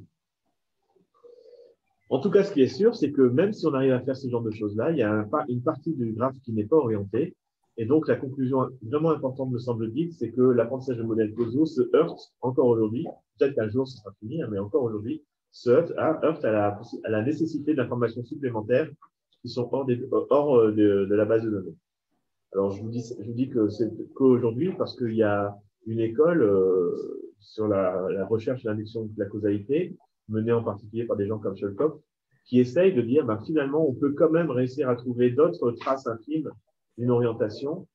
Mais bon, je crois que pour l'instant, c'est encore un peu embryonnaire, puisqu'ils travaillent sur des modèles à deux variables. Donc, c'est un peu simple par rapport à un modèle type réseau bayésien, où on est prêt à accepter des recherches sur 100, 150 variables. Donc, c'est pas encore définitif, loin de là. Mais bon, pour l'instant, en tout cas, et pour Perl, il est évident que le niveau d'information dont on a besoin pour faire de la causalité est au-delà de simplement une base de données. N'en déplaise aux aficionados du paradigme plus il y a de données, plus on est proche de la vérité. A priori, là, pour Perl, c'est pas tout à fait vrai. Je suis pas loin d'être d'accord avec vous. La deuxième chose qui est importante, et c'est pour ça que j'ai parlé d'apprentissage, c'est que du coup, il y a des variables. On est obligé, quand on parle de modèle causal, de parler de variables latentes. Et si on parle de variables latentes, ben, tout ce qu'on a dit sur les calculs dans les modèles causaux, à base de graphes mutilés, ben, ça ne fonctionne plus. La présence de variables latentes, on caduque la méthode de gamme mutilé. On ne peut plus calculer l'effet d'intervention dans un réseau bayésien causal à partir du moment où il y a des variables latentes. Les variables latentes, ça veut dire qu'on ne les connaît pas, on ne connaît pas la structure et on ne connaît pas les paramètres. Donc, on ne peut faire aucun calcul quand on a une variable latente. Donc, on se retrouve avec deux modèles différents. Un modèle observationnel, c'est un modèle qu'on a pu construire sur les variables qui étaient présentes. Et ce n'est pas le modèle causal, parce que quand on construit le modèle causal, on est obligé de rajouter des variables qui ne sont pas dans la base de données, donc qui sont latentes. Donc, on a deux modèles différents. Un modèle observationnel, celui qui nous permet de faire des calculs, et un modèle causal, celui qui nous dit quel calcul faire. Mais ils sont plus comparables, plus cohérents entre les deux. Et la question principale, bien sûr, c'est est-ce que ce que j'ai comme information sur le modèle observationnel sera suffisant pour faire mes calculs causaux? Et je vous propose encore une fois de suivre Perl, qui a fait une belle digression sur la santé et la cigarette, et qui permet de bien expliquer ce qui se passe exactement. Donc voilà le problème. On parle de tabac et de cancer.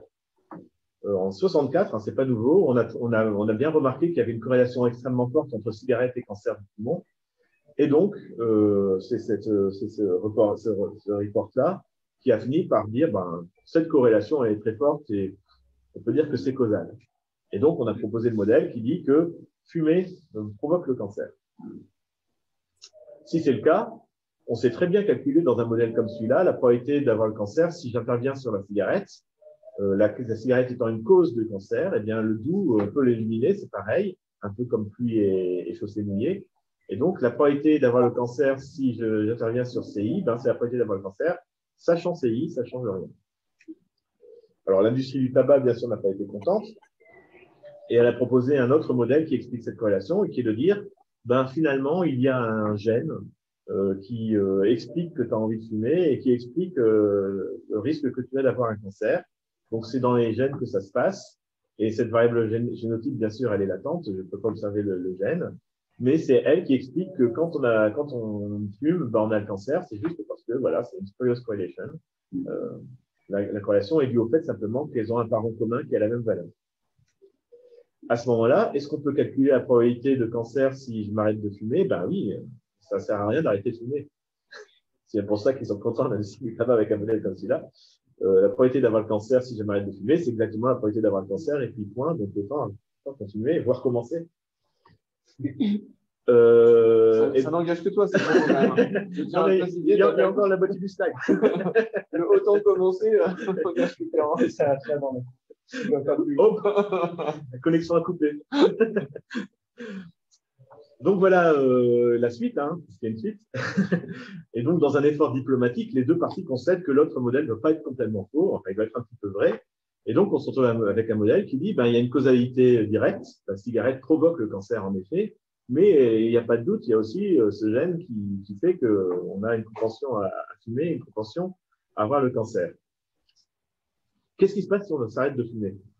Ben, si on s'arrête de fumer, en même temps, on va couper l'effet direct, et en même temps, on ne fait rien de particulier sur l'effet indirect. Et on ne sait pas quantifier cet effet indirect. Donc, dans ce cas-là, je ne sais pas calculer. L'observation que j'ai, qui est la probabilité de cigarette et de cancer, la loi jointe cigarette-cancer, me permet absolument pas de calculer l'effet de l'arrêt de la cigarette sur le cancer. Je ne suis pas capable de faire la part des choses entre les deux causalités. On ne sait pas discerner l'influence causale des deux causes à partir des observations. C'est bien embêtant, mais bon, on va continuer et on va se dire, est-ce qu'on peut faire mieux que ça? Ben oui, on peut faire mieux que ça parce qu'il suffit d'introduire des facteurs auxiliaires pour que les choses s'améliorent. Et par exemple, le tabac provoque le cancer, c'est vrai, mais c'est à cause du fait que, si on regarde de près, apparemment, c'est le goudron dans les poumons qui provoque le cancer. Et le tabac ne fait que provoquer du goudron dans les poumons. Et donc, notre modèle, c'est ça. La cigarette provoque le goudron qui provoque le cancer. Et en plus, pour faire plaisir aux industries de la cigarette, il y a un gène qui a un impact sur la cigarette et sur le cancer. Et ce qui est étonnant, c'est que dans ce cas-là, je sais calculer l'impact causal d'arrêter de fumer sur le cancer. C'est calculable de nouveau. Alors, c'est quand même bizarre. Vous vous souvenez que quand on fait un doux, on casse les parents. Hein. Donc, le calcul est impossible dans le modèle où j'ai cassé le lien entre génotype et cigarette comme ça. Et le calcul est possible dans celui-là où j'ai toujours cassé le même lien. La seule chose qui change, c'est qu'il y a le goudron qui apparaît. Et là, je suis capable de faire le calcul. Alors, c'est étonnant, mais c'est l'un des résultats de Pearl que de montrer que je peux calculer, voilà la formule. Si j'interviens sur smoking, je peux calculer l'impact sur le cancer à partir de cette formule-là. C'est une formule de probabilité qui a l'air assez classique, à part que les probabilistes avertis que vous êtes auront observé quelque chose qui est très étonnant. On calcule l'effet d'une variable smoking et on fait la somme sur cette variable-là. C'est absolument étonnant. Si la variable est forcée à une valeur, si on observe une variable à une valeur, on ne devrait pas moyenner sur la valeur de cette variable. Ça n'a aucun sens. Et là, on voit que les calculs qu'on fait quand on fait des calculs causaux font intervenir un ensemble de mondes, des mondes où il se passe des choses qui ne se passent pas en réalité. C'est quelque chose qui est proche de la contrefactuelle. Déjà, on est là-dedans. C'est-à-dire qu'on est obligé de se faire le tour des mondes possibles où smoking était vrai ou faux, ce genre de choses-là, et faire des calculs dans ces mondes-là, et après, on agrège ces résultats. Et c'est quelque chose qu'on ne fait jamais normalement dans un calcul probabiliste. On n'a jamais besoin de sommer sur une variable qu'on a observée d'un autre côté. Les primes qu'on a dû mettre pour dire qu'on a une deuxième fois la même variable, c'est quelque chose de vraiment étonnant quand on a un peu l'habitude des calculs probabilistes. Donc voilà, cet exemple-là nous montre bien que la structure qui fait qu'on peut faire des calculs ou pas, c'est plutôt fin. Et c'est pas trivial que de se dire est-ce que je vais réussir à faire le calcul à partir des données que j'ai pour le calcul d'un impact causal. On parle là du coup d'identifiabilité des effets causaux. Qu'est-ce que c'est qu'un effet causal identifiable?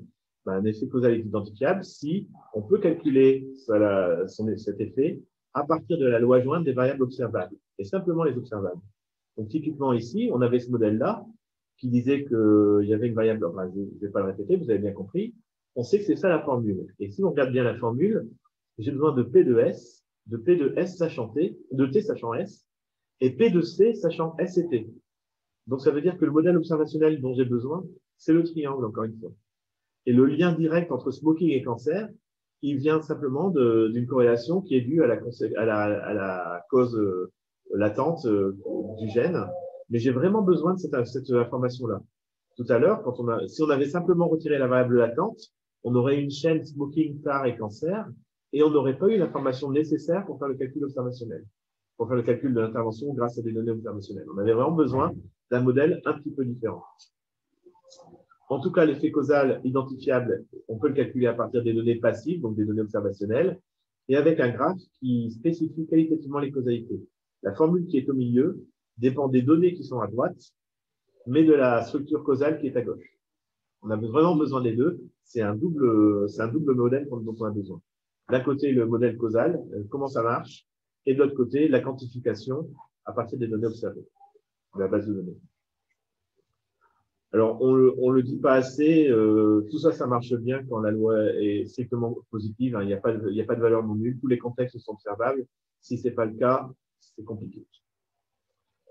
Alors, la question, c'est, je prends un réseau bayésien causal, donc un modèle causal, je prends un modèle observationnel, est-ce que je vais réussir à calculer une intervention? Comment est-ce que je fais pour savoir si l'effet causal que je suis en train de vérifier, enfin, que je voudrais calculer, est identifiable ou pas?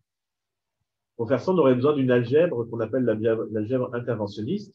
Qu'est-ce que ça veut dire ça? Ça veut dire que quand on fait du conditionnement classique, quand on fait des calculs de proba classiques, on a la règle de Bayes qui nous permet de faire le calcul, et finalement, je crois que c'est à peu près la seule, avec, bon, on en a quelques-unes en plus, mais en gros, on sait très bien que la probabilité qu'il pleuve, si on voit clair et mouillé, eh ben, je vais la calculer avec la règle de Bayes et en inversant les conditionnants et les conditionnés.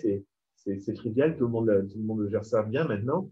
Ça n'a pas été toujours le cas, hein, ça n'a pas toujours été accepté, mais enfin maintenant on sait et on accepte ça sans problème. Maintenant, vous voudriez faire la même chose. Si j'avais fait P de pluie sachant doux humide, comment est-ce que je fais pour le calculer? Comment est-ce que je fais pour trouver une formule qui va faire le travail correctement? Donc, on voudrait un algèbre, non pas du conditionnement classique, mais un algèbre du conditionnement par intervention. Qu'est-ce que ça veut dire, cette algèbre? Qu'est-ce qu'elle devrait faire? Elle devrait être capable de prendre une formule avec des doux, j'interviens, je fais de la causalité, et de la transformer peu à peu en une formule où il n'y a plus de doux, où il n'y a plus que des observations et des lois des probabilités conditionnelles. P de pluie sachant doux humide, ici c'est P de pluie, je sais très bien que c'est ça le résultat, puisque changer l'humidité ou le fait que la chaussée soit mouillée ne va pas augmenter la quantité de pluie qui tombe. Alors, est-ce que ça existe, cette algèbre? Oui, elle existe. C'est aussi un résultat de Pearl et de son équipe. Et je ne vais pas rentrer trop dans le détail parce qu'elle est assez compliquée. En tout cas, les parties gauches, là, les propositions pour que ce soit vrai sont assez compliquées à expliquer. C'est très technique. Mais ce qui est important de voir, c'est qu'on est en train de transformer des formules pour supprimer des doux.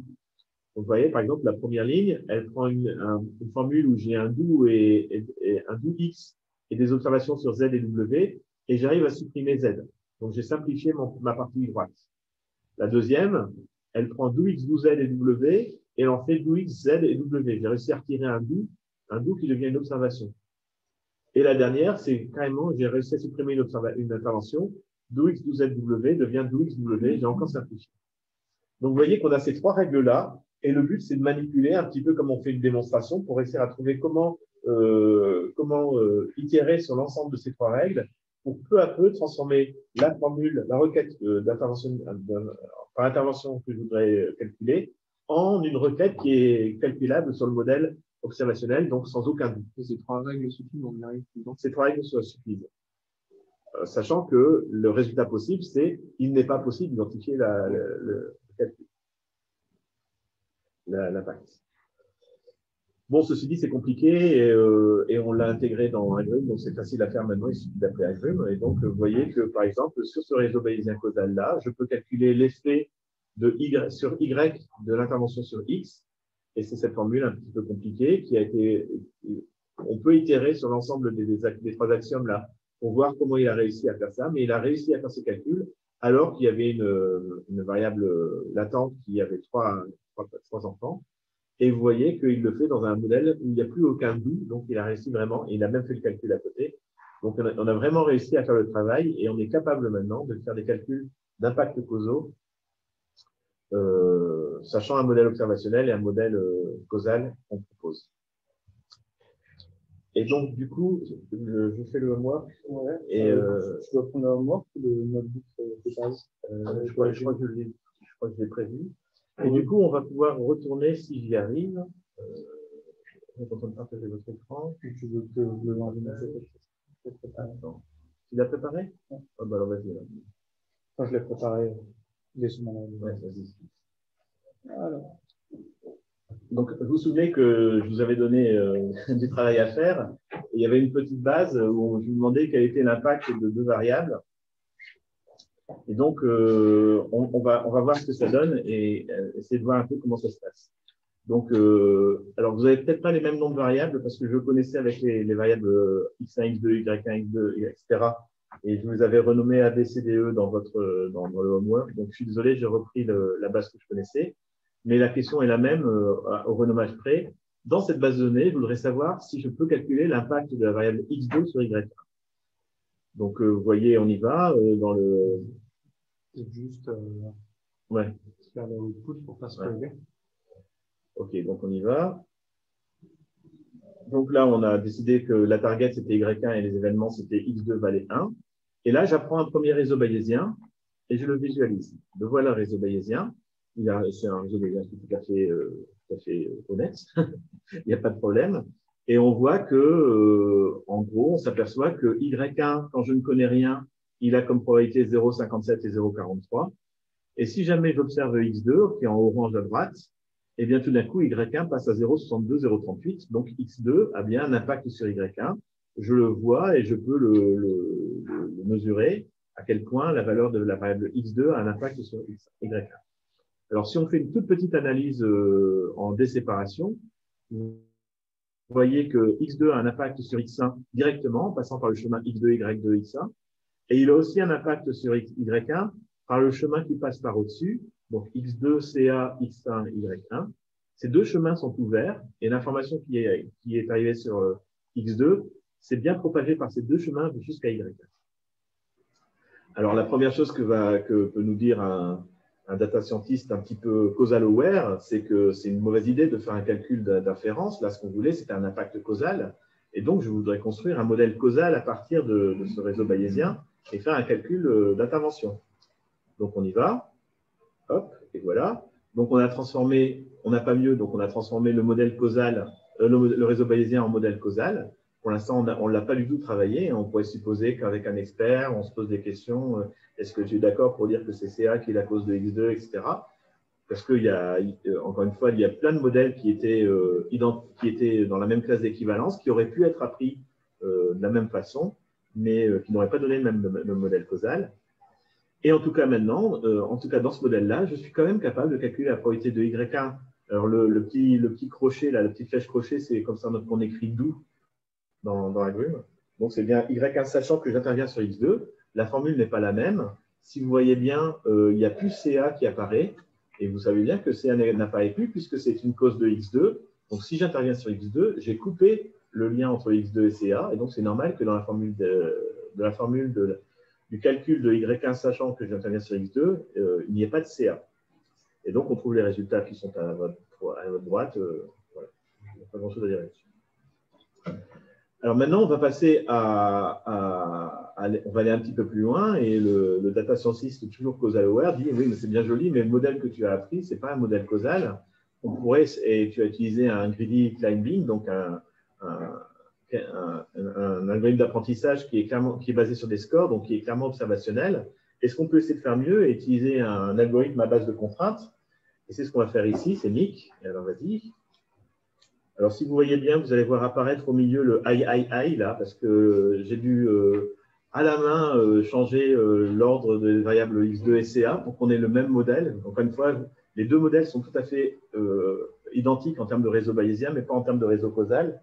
Donc, comme ils n'avaient pas pris exactement le même, j'ai renversé cet arc-là pour qu'on puisse vraiment comparer les deux.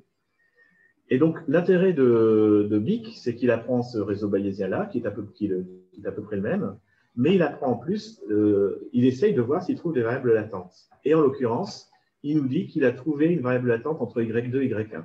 Donc, l'arc que vous voyez entre Y2 et Y1, qui a été mis dans le sens Y2 vers Y1, ben, le choix Y2 vers Y1, il était complètement arbitraire. Vous voyez bien que si j'avais mis dans l'autre sens, j'aurais créé une V structure en Y2 plutôt qu'en Y1. Mais ce que me dit le fait qu'il ait trouvé une variable latente, c'est que le choix qu'il a fait était arbitraire. Il aurait voulu mettre une flèche dans les deux sens. Il ne peut pas, donc il ne met qu'un seul sens. Mais il me prévient qu'à son avis, s'il y a un lien entre Y2 et Y1, c'est parce qu'il y a une cause latente entre les deux. Et ça, il l'a trouvé dans les données. Hein. On est bien d'accord. Du coup, je peux faire un modèle causal qui prend en compte cette variable latente que voici. Donc, le modèle causal, il dit bien maintenant que le lien entre Y1 et Y2 n'apparaît plus dans le modèle causal. C'est simplement un mirage de la relation qui passait par la variable latente qu'on voit bien, par contre, dans le modèle causal. Et là, il est capable de calculer l'effet de X2 sachant Y1, encore, il est toujours capable de le trouver. Mais regardez bien, dans la formule qu'il a mis en place, eh bien, il n'y a plus X2. Conclusion, en fait, X2 n'a aucun impact sur Y1. Donc, en gros, qu'est-ce qu'on a fait ici? On a fait un apprentissage classique qui nous montrait que X2 avait un impact sur Y1 par deux chemins différents. Le fait de passer en modèle causal nous a dit qu'il n'y avait qu'un seul chemin qui était bon. Et le fait de faire un apprentissage causal pour trouver un modèle qui avait le plus de sens possible causalement nous a dit aucun chemin n'est bon finalement. Et donc, l'apprentissage que vous avez fait à partir d'une base de données en utilisant que des corrélations avait doublement faux. Faux parce qu'il n'était pas causal son modèle, et faux parce que les calculs qu'il faisait n'étaient pas causaux. D'accord? Et en fait, finalement,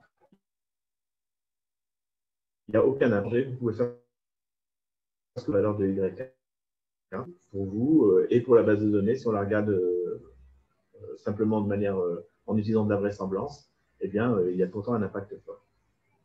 Et donc, juste pour vous montrer à la fin, en effet, le réseau qu'on a trouvé grâce à MIC, le modèle causal, c'est exactement le modèle qui a été utilisé pour générer la base de données.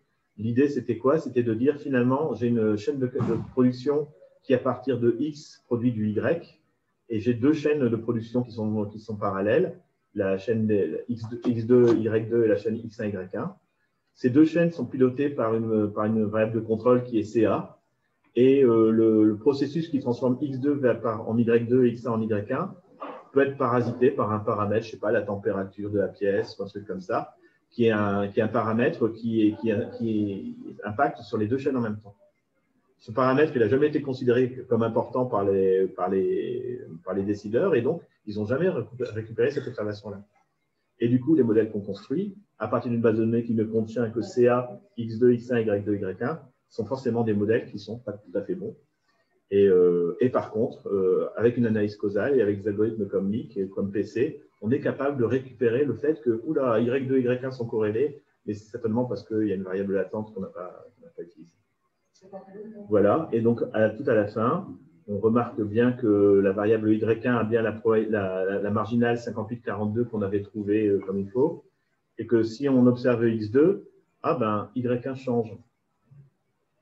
Ben oui, c'est normal, puisque là, c'est de l'observation, c'est pas de la causalité. Donc, c'est normal que X2 ait un impact sur Y1 quand on fait des calculs d'inférence classique et non pas de l'inférence causale. Voilà ce que je voulais vous dire, et c'était ça le petit homework. J'aurais bien aimé que, d'ailleurs, je suis toujours intéressé pour savoir si quelqu'un arrive, à partir de cette base de données-là, à récupérer cette information qui est finalement X2 et Y1 sont indépendants causalement. Il n'y a aucun impact de X2 sur Y1. Et s'il arrive à le trouver avec d'autres outils qu'avec les modèles causaux, ça m'intéresserait vraiment beaucoup. Voilà.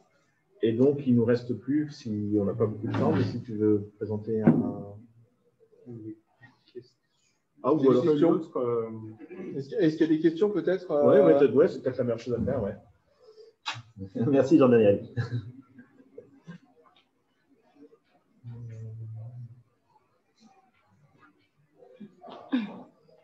Si tu veux bien lundi. Donc, il n'y a pas de questions à distance? Alors, tous ces notebooks plus ou moins édulcorés, enfin, ceux-là sont plus ou moins édulcorés. Tous ces notebooks, vous pouvez les trouver sur le site d'Agrum, avec plein d'autres aussi. Hein. Donc, si vous voulez manipuler… alors, il y a deux sources de notebooks. Il y a les tutorials et il y a donc les voilà. Et il y a les notebooks qui sont issus du Book of Why. Donc, on a essayé de faire avec un étudiant qui s'appelle Mn Merouche, qui était en L2. On a essayé de faire une lecture précise du bouquin de Pearl, le Book of Why, qui est vraiment un bouquin très, très intéressant, hein, pas simplement pour la causalité. Et donc, tous les exemples qu'on a trouvés… Ah, sur mon écran. Ah, c'est moi? Non, c'est moi, mais c'est bon. Ah bon? En fait, c'est mon écran qui montre ton écran. Ah oui. Tous les exemples qu'on a trouvés, on a essayé d'en faire des versions bayésiennes, ce qui n'était pas évident, hein, parce que Perl parle beaucoup aussi de systèmes d'équations d'équations structurées. Donc, il y a beaucoup d'exemples qui ne sont pas forcément des exemples sous la forme de réseau bayésien. Donc, on a essayé de les mettre tous sous cette forme-là. Et en particulier, on va jusqu'au contrefactuel. Et ça, c'est quelque chose de vraiment intéressant. Les contrefactuels, c'est l'utilisation des modèles causaux pour faire des calculs. Qu'est-ce qui se passerait le monde est comme ça, mais qu'est-ce qui se passerait si le monde n'était pas comme ça? C'est ces calculs-là qui sont assez intéressants et qu'on est capable de mener quand on a un modèle causal et les outils que Perl a proposés. Donc, n'hésitez pas à regarder ces notebooks-là pour votre lecture assidue du bouquin de Perl et les tutoriaux classiques de Agrum qui sont en assez grand nombre. Par contre, Oui. ces notebooks-là, ils ont été générés avec Agrum 16.3, donc l'API a changé depuis. Et il y a des endroits où il faut légèrement modifier les notebooks. Ah bon, on va le faire. Donc on va le faire, on va les mettre à jour. Mais tout cela, par contre, Tout cela sont sur la causalité, on retrouve l'exemple du homework, sont à jour. Voilà. Donc, de toute façon, si vous n'avez pas de questions tout de suite, mais plus tard, n'hésitez pas. Hein, j'ai répondu avec plaisir aux quelques mails que j'ai pu recevoir. J'en ai encore un. Vous avez utilisé Mic surtout.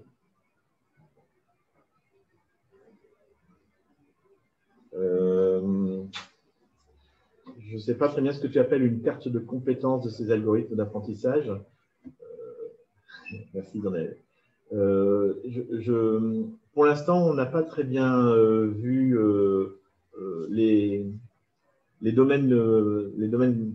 Si je comprends bien ce que tu veux dire par carte de compétences, c'est est-ce qu'il y a des types de données ou de structures qui sont mal récupérées.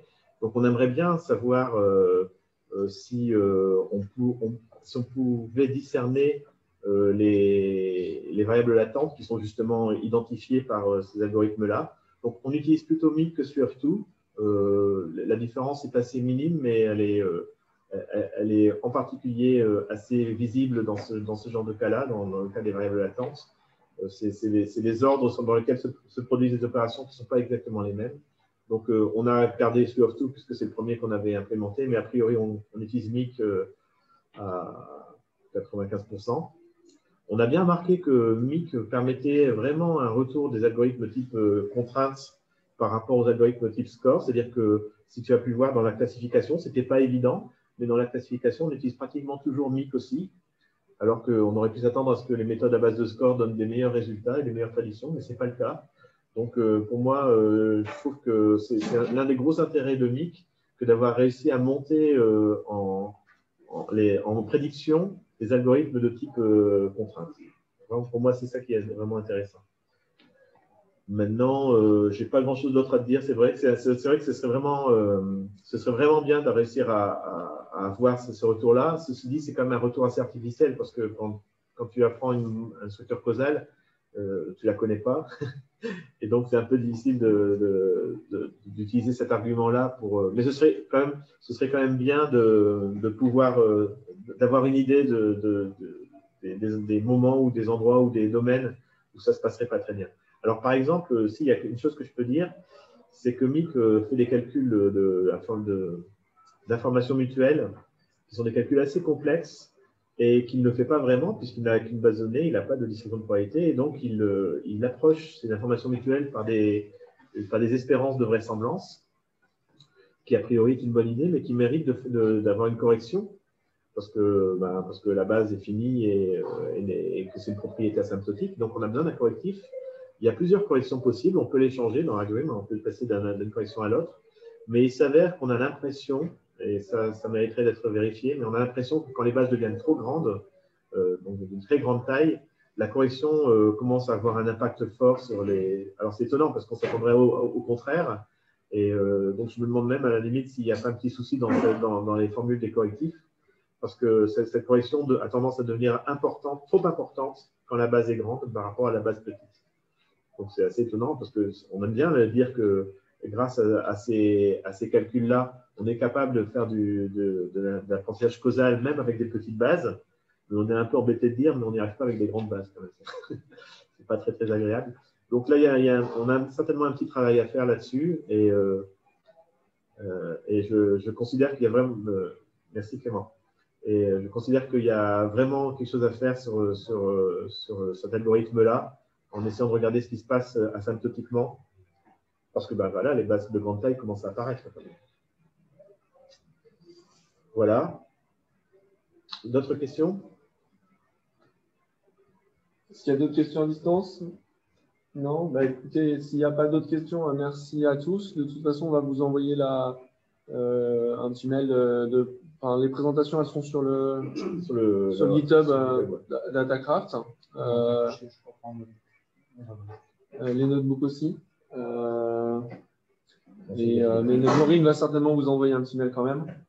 Voilà. Merci beaucoup à Pierre-Henri et Gaspard pour cette super intervention. C'était extrêmement intéressant. Merci à vous. Merci. Et puis peut-être un prochain atelier. Ouais, on va savoir. Avec plaisir. Voilà. Donc en tout cas, si vous voulez un prochain atelier sur les réseaux bayésiens, n'hésitez pas à nous remonter, à nous le dire. Si on pouvait le faire en présentiel, on ferait quelque chose de plus proche d'un atelier que d'un cours peut-être un petit peu trop académique là, pour le coup. Mais ce sera avec plaisir qu'on ferait ça. Ouais. Oui, donc